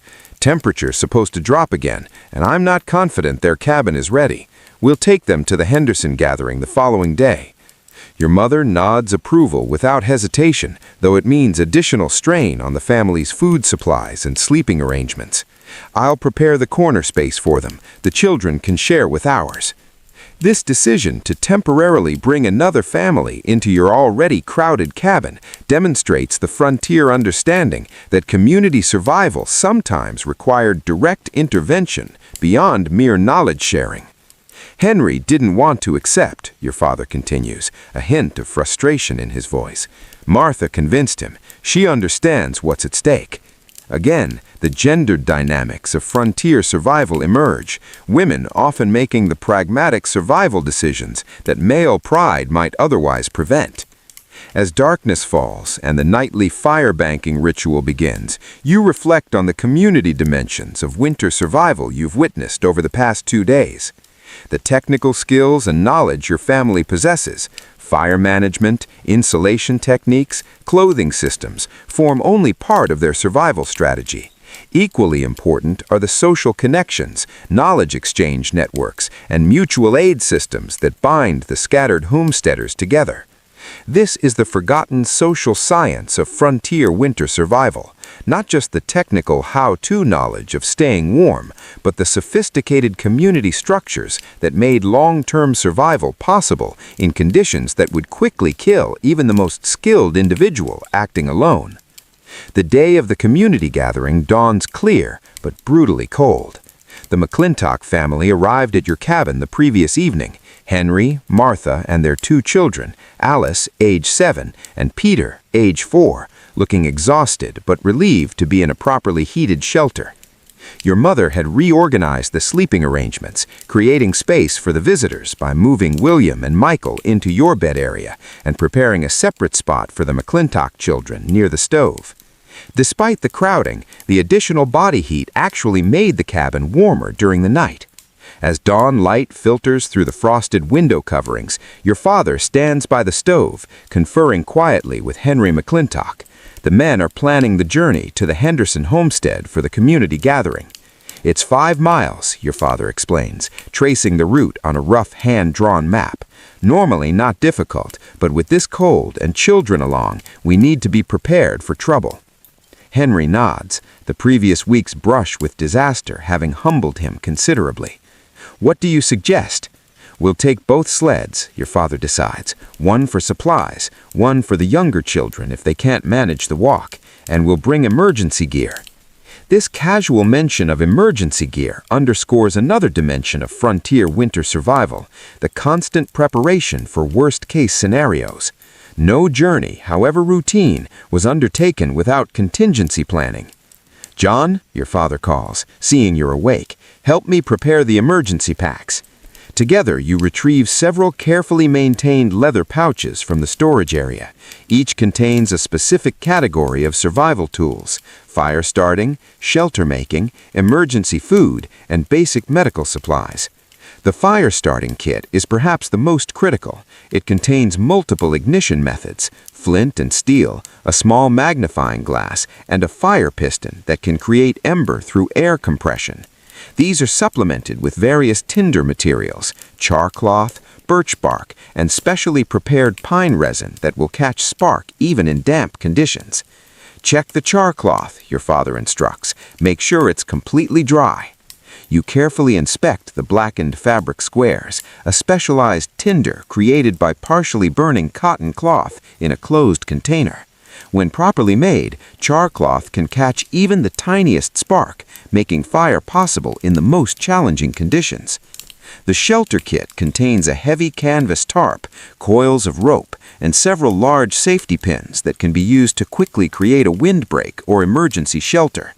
The food pack holds pemmican, dried fruit, and small packets of salt and sugar, concentrated calories that could sustain life during unexpected delays or emergencies. Your mother and Martha prepare food for both the journey and to share at the gathering, while Emma helps the younger children dress in their warmest clothing. Essential layers are adopted. The journey will generate heat through exertion, but any stops could lead to dangerous cooling without proper insulation. Everyone drinks before we leave, your mother announces, distributing cups of hot tea sweetened with precious honey. Starting hydrated helps prevent freezing. This knowledge that well-hydrated bodies resist cold better than dehydrated ones represents another data point in the comprehensive science of cold weather survival that frontier families accumulated. By mid-morning, both families are prepared for the journey. The sleds are packed, emergency kits secured, and everyone dressed in their most effective cold weather gear. Your father gathers everyone for a final briefing before departure. We stay together, he emphasizes, looking directly at each person. No one gets more than 20 feet from the group. If you feel cold in your fingers, toes, or face, tell an adult immediately. Don't wait. If anyone needs to stop, everyone stops. These aren't just cautious instructions, but life and death protocols developed through generations of experience in deadly winter conditions. I've marked 3 emergency shelter points along the route, he continues, showing the map to the adults and older children. If trouble hits, we'll head for the nearest one. The emergency shelter points are natural features, a rock outcropping, a dense stand of pines, a small cave that could provide the basis for quick shelter construction if a storm hit or someone became injured. Martha McClintock listens with intense concentration, her expression revealing how seriously she takes this information. Unlike many newcomers to frontier life who might dismiss such precautions as excessive, the McClintocks' recent brush with disaster has made them receptive students. "Any questions?" your father asks, folding the map and tucking it inside his coat. "What's our signal if we get separated in a whiteout?" Henry asks, surprising everyone with this thoughtful query that shows he's beginning to think like an experienced frontiersman. Your father nods approvingly. 3 short whistle blasts, pause, then 2 more. Everyone carries a whistle. He distributes small wooden whistles on leather cords, hangeries around your neck outside your scarf where you can reach them quickly. With final preparations complete, the group departs. 10 people of various ages, embarking on what would be considered an impossible journey in such temperatures by modern standards, but which represented a calculated risk by frontier measures. The 2 families move as a cohesive unit, adults positioned around the perimeter, with children in the center. Your father leads, breaking trail through the snow, while Henry McClintock pulls the supply sled. Your mother and Martha walk alongside the children, constantly monitoring them for signs of cold injury.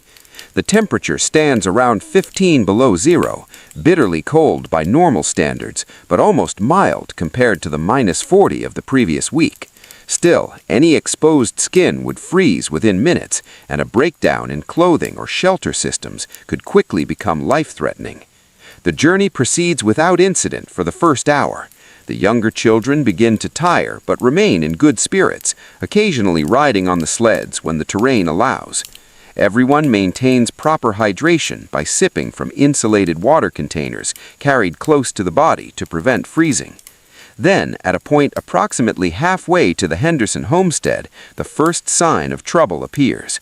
The sky to the northwest, which had been clear blue, develops a smudged appearance along the horizon.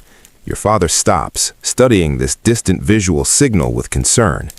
"Weather's changing," he announces, "not what was expected."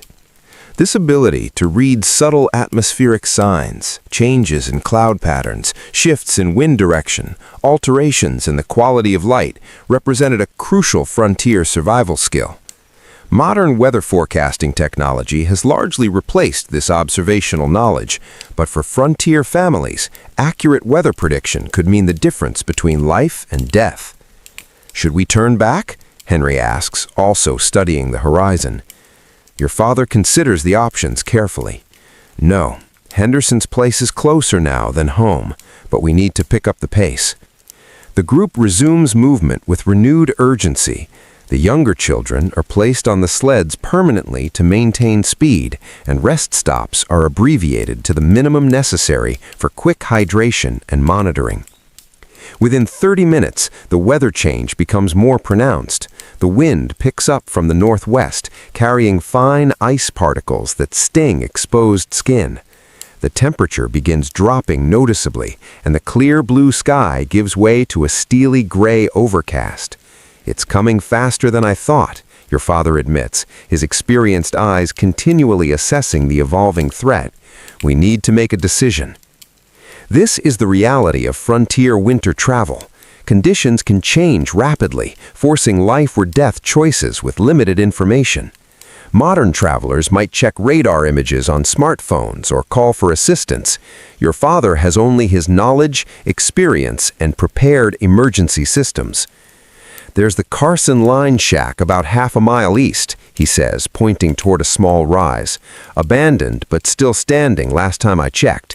Better shelter than trying to make Henderson's if this turns into a full blow. The line shack he refers to is a small, crude structure built by cattle operations for cowboys to use during seasonal grazing. Long abandoned, it nevertheless offers the possibility of solid shelter if the weather deteriorates further.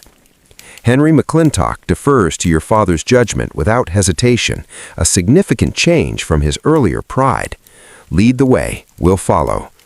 The group alters course, moving perpendicular to the strengthening wind toward the potential shelter. The children sense the increasing tension and remain unusually quiet, intuitively understanding the seriousness of the situation. "Tell a story, Papa," little Michael requests, after several minutes of tense silence, his voice small against the growing wind. Your father, despite his focus on the deteriorating conditions, recognizes the psychological importance of maintaining calm, especially among the children.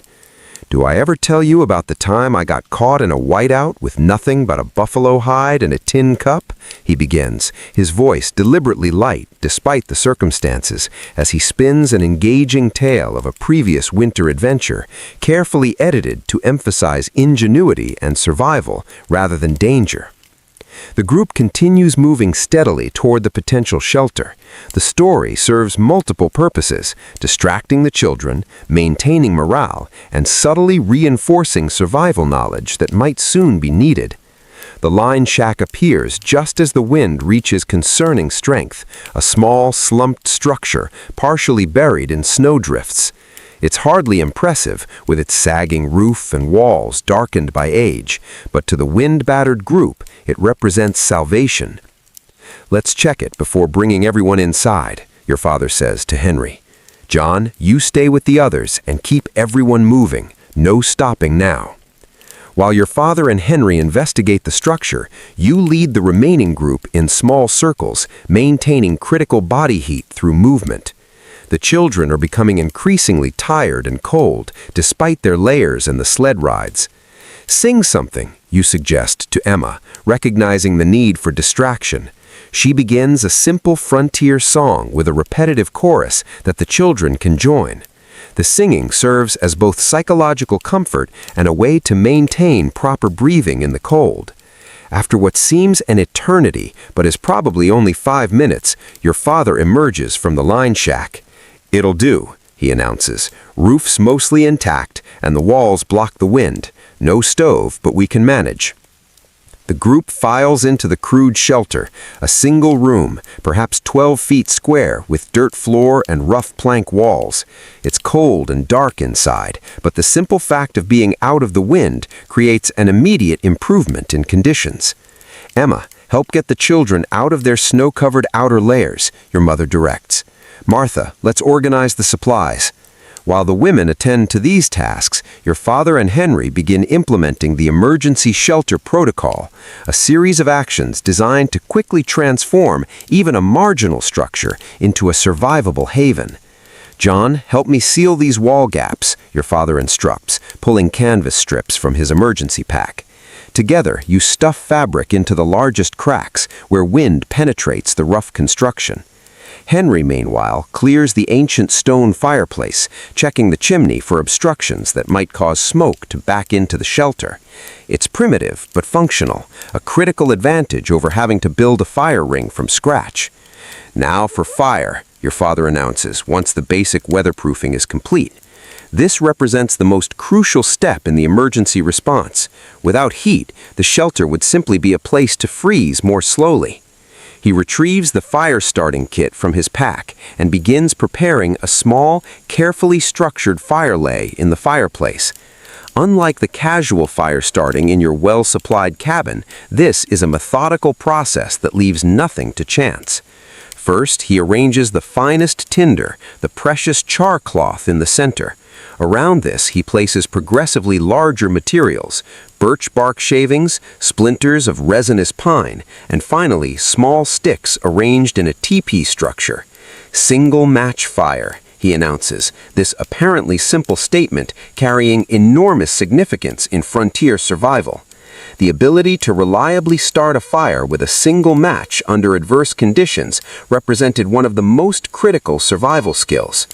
He strikes the match carefully, shielding the precious flame with cupped hands, then transfers it to the char cloth.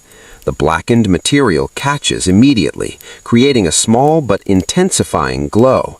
Your father blows gently, providing oxygen without dispersing the fragile heat. The birch bark catches next, its natural oils igniting with surprising vigor. Then the pine splinters, their resin accelerating the process. Within moments, a small but steadily growing fire takes shape in the ancient fireplace. "We'll need more fuel soon," your father says, once the initial fire is secure. "John, help me check what's available in here before we use our emergency supplies." The line shack, abandoned for years, contains some usable materials, broken furniture, fallen ceiling planks, and even some ancient harness leather that will burn slowly and hot. These discoveries allow the precious emergency wood supplies to be conserved. As the fire grows, the shelter's temperature begins to rise from dangerously cold to merely uncomfortable. The children are arranged closest to the heat source, with adults forming an outer ring that both blocks drafts and allows those most vulnerable to receive the most warmth. Outside, the wind continues to strengthen, periodically sending moaning gusts down the chimney that cause the fire to flare. What began as an unexpected weather change has developed into a significant storm, not as severe as the previous week's blizzard, but dangerous enough that being caught without shelter would be life-threatening. "Good call on the line shack," Henry tells your father quietly. "We'd never have made Henderson's in this." Your father nods, accepting the compliment with characteristic understatement. Weather's always the final decision-maker out here. While the men maintain the fire, your mother and Martha organize the food supplies for an emergency meal. The original plan had been to eat at the Henderson gathering, but circumstances now require implementing contingency plans. "We'll make a soup," your mother decides, utilizing the cast iron pot she had packed for sharing food at the gathering. Stretches our supplies and provides both hydration and warming. The soup she creates is simple but nutritionally strategic. Dried meat provides protein, preserved vegetables offer vitamins, and a handful of precious barley adds carbohydrates. Most importantly, the hot liquid helps re-warm the group from the inside out. The children, initially frightened by the change in plans and the howling wind, gradually relax as the shelter warms and food is prepared. Emma organizes them in simple games that require minimal movement but maintain engagement and positive mood, critical psychological factors in survival situations.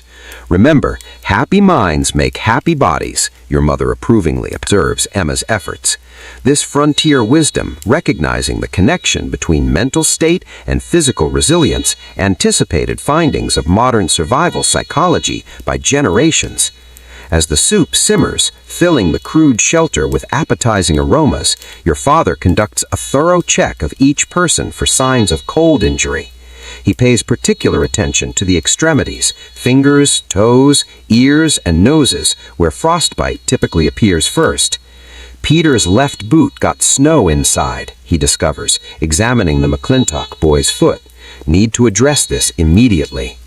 What follows is a methodical response to incipient frostbite, removing the damp sock, warming the foot gradually with indirect heat, massaging to restore circulation, and providing the child with warm liquids to raise core temperature. Your father then improvises dry foot covering from spare clothing in the emergency pack. "Keep checking it," he instructs Martha. "If you see any white patches or he complains about lack of feeling, tell me immediately." This incident highlights another aspect of frontier emergency protocols: the need to address small problems before they become life-threatening. A wet foot left untreated could develop frostbite within an hour in such conditions, potentially leading to tissue death and even amputation in an era before antibiotics and modern medical care.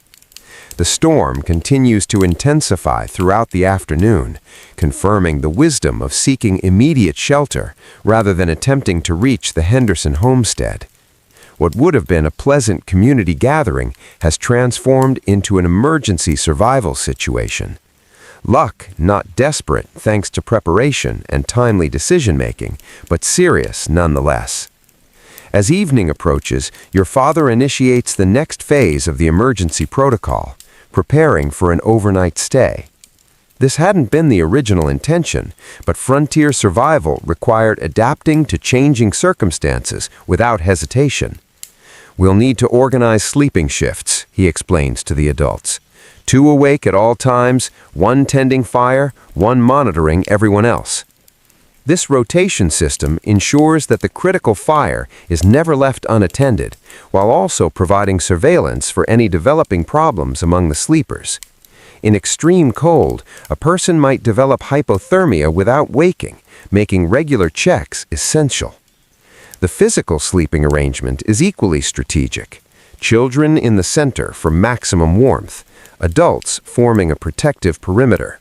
Everyone positioned with feet toward the fire, where circulation is most likely to be compromised during sleep. "What about the Hendersons?" Martha asked, suddenly concerned. "Won't they worry when we don't arrive?" "They'll know we either turned back or found shelter," your father assures her. "No one would expect travel to continue in this weather. It's frontier common sense." This comment highlights the shared understanding that existed among frontier dwellers, a set of unspoken protocols that govern behavior during winter emergencies. The Hendersons wouldn't launch a dangerous rescue effort because they would correctly assume that experienced travelers had implemented appropriate survival measures.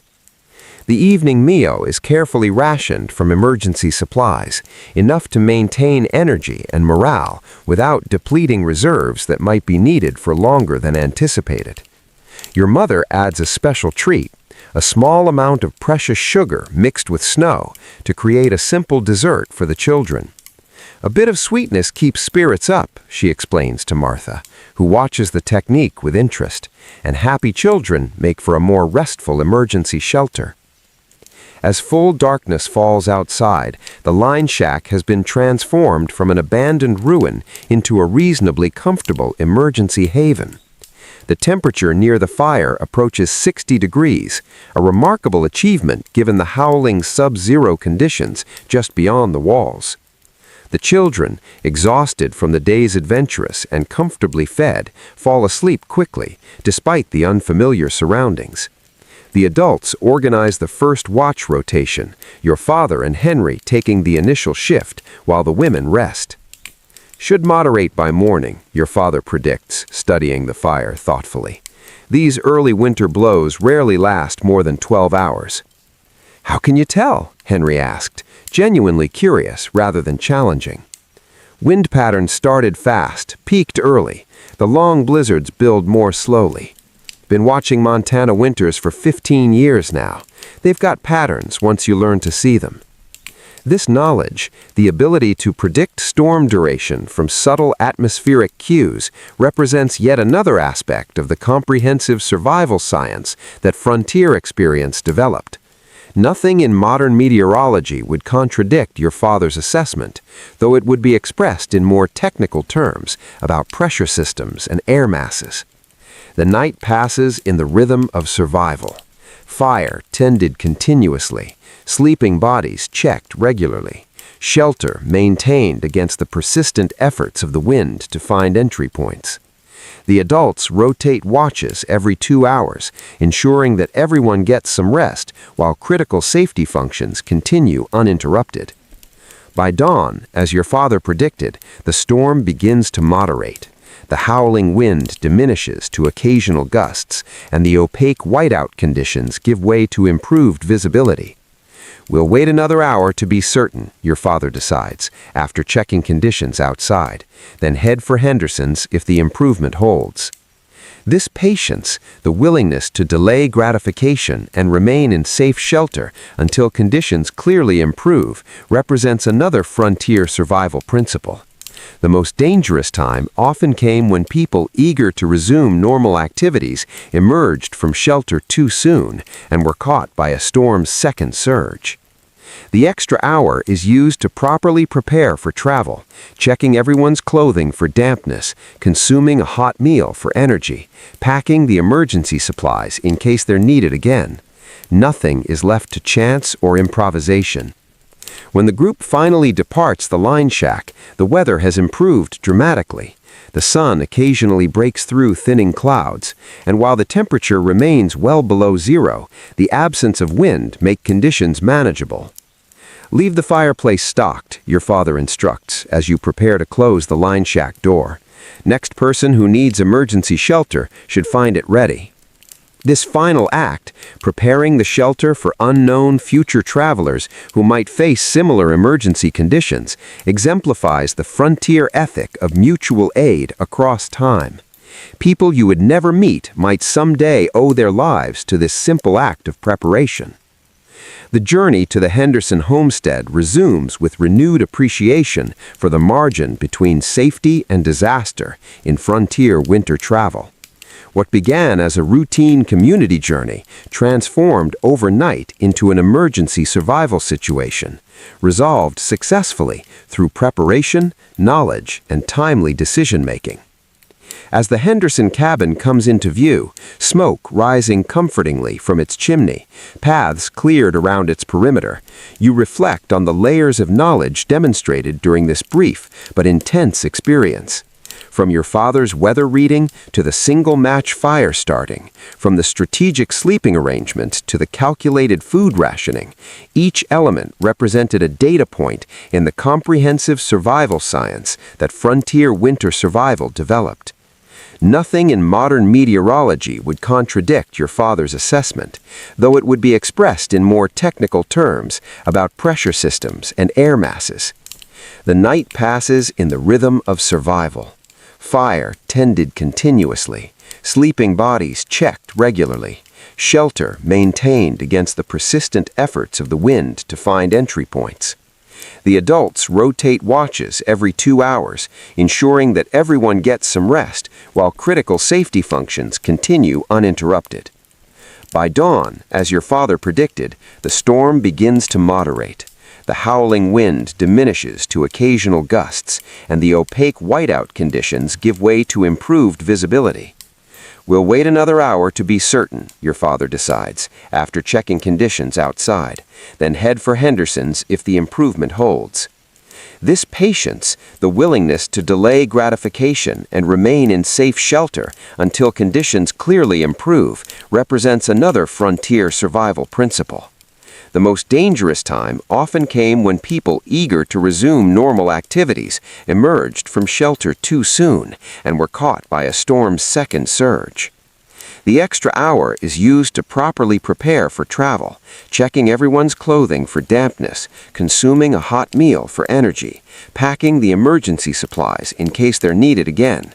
Nothing is left to chance or improvisation. When the group finally departs the line shack, the weather has improved dramatically. The sun occasionally breaks through thinning clouds, and while the temperature remains well below zero, the absence of wind makes conditions manageable. Leave the fireplace stocked, your father instructs, as you prepare to close the line shack door. Next person who needs emergency shelter should find it ready. This final act, preparing the shelter for unknown future travelers who might face similar emergency conditions, exemplifies the frontier ethic of mutual aid across time. People you would never meet might someday owe their lives to this simple act of preparation. The journey to the Henderson homestead resumes with renewed appreciation for the margin between safety and disaster in frontier winter travel. What began as a routine community journey transformed overnight into an emergency survival situation, resolved successfully through preparation, knowledge, and timely decision-making. As the Henderson cabin comes into view, smoke rising comfortingly from its chimney, paths cleared around its perimeter, you reflect on the layers of knowledge demonstrated during this brief but intense experience. From your father's weather reading to the single-match fire starting, from the strategic sleeping arrangements to the calculated food rationing, each element represented a data point in the comprehensive survival science that frontier winter survival developed. Nothing in modern meteorology would contradict your father's assessment, though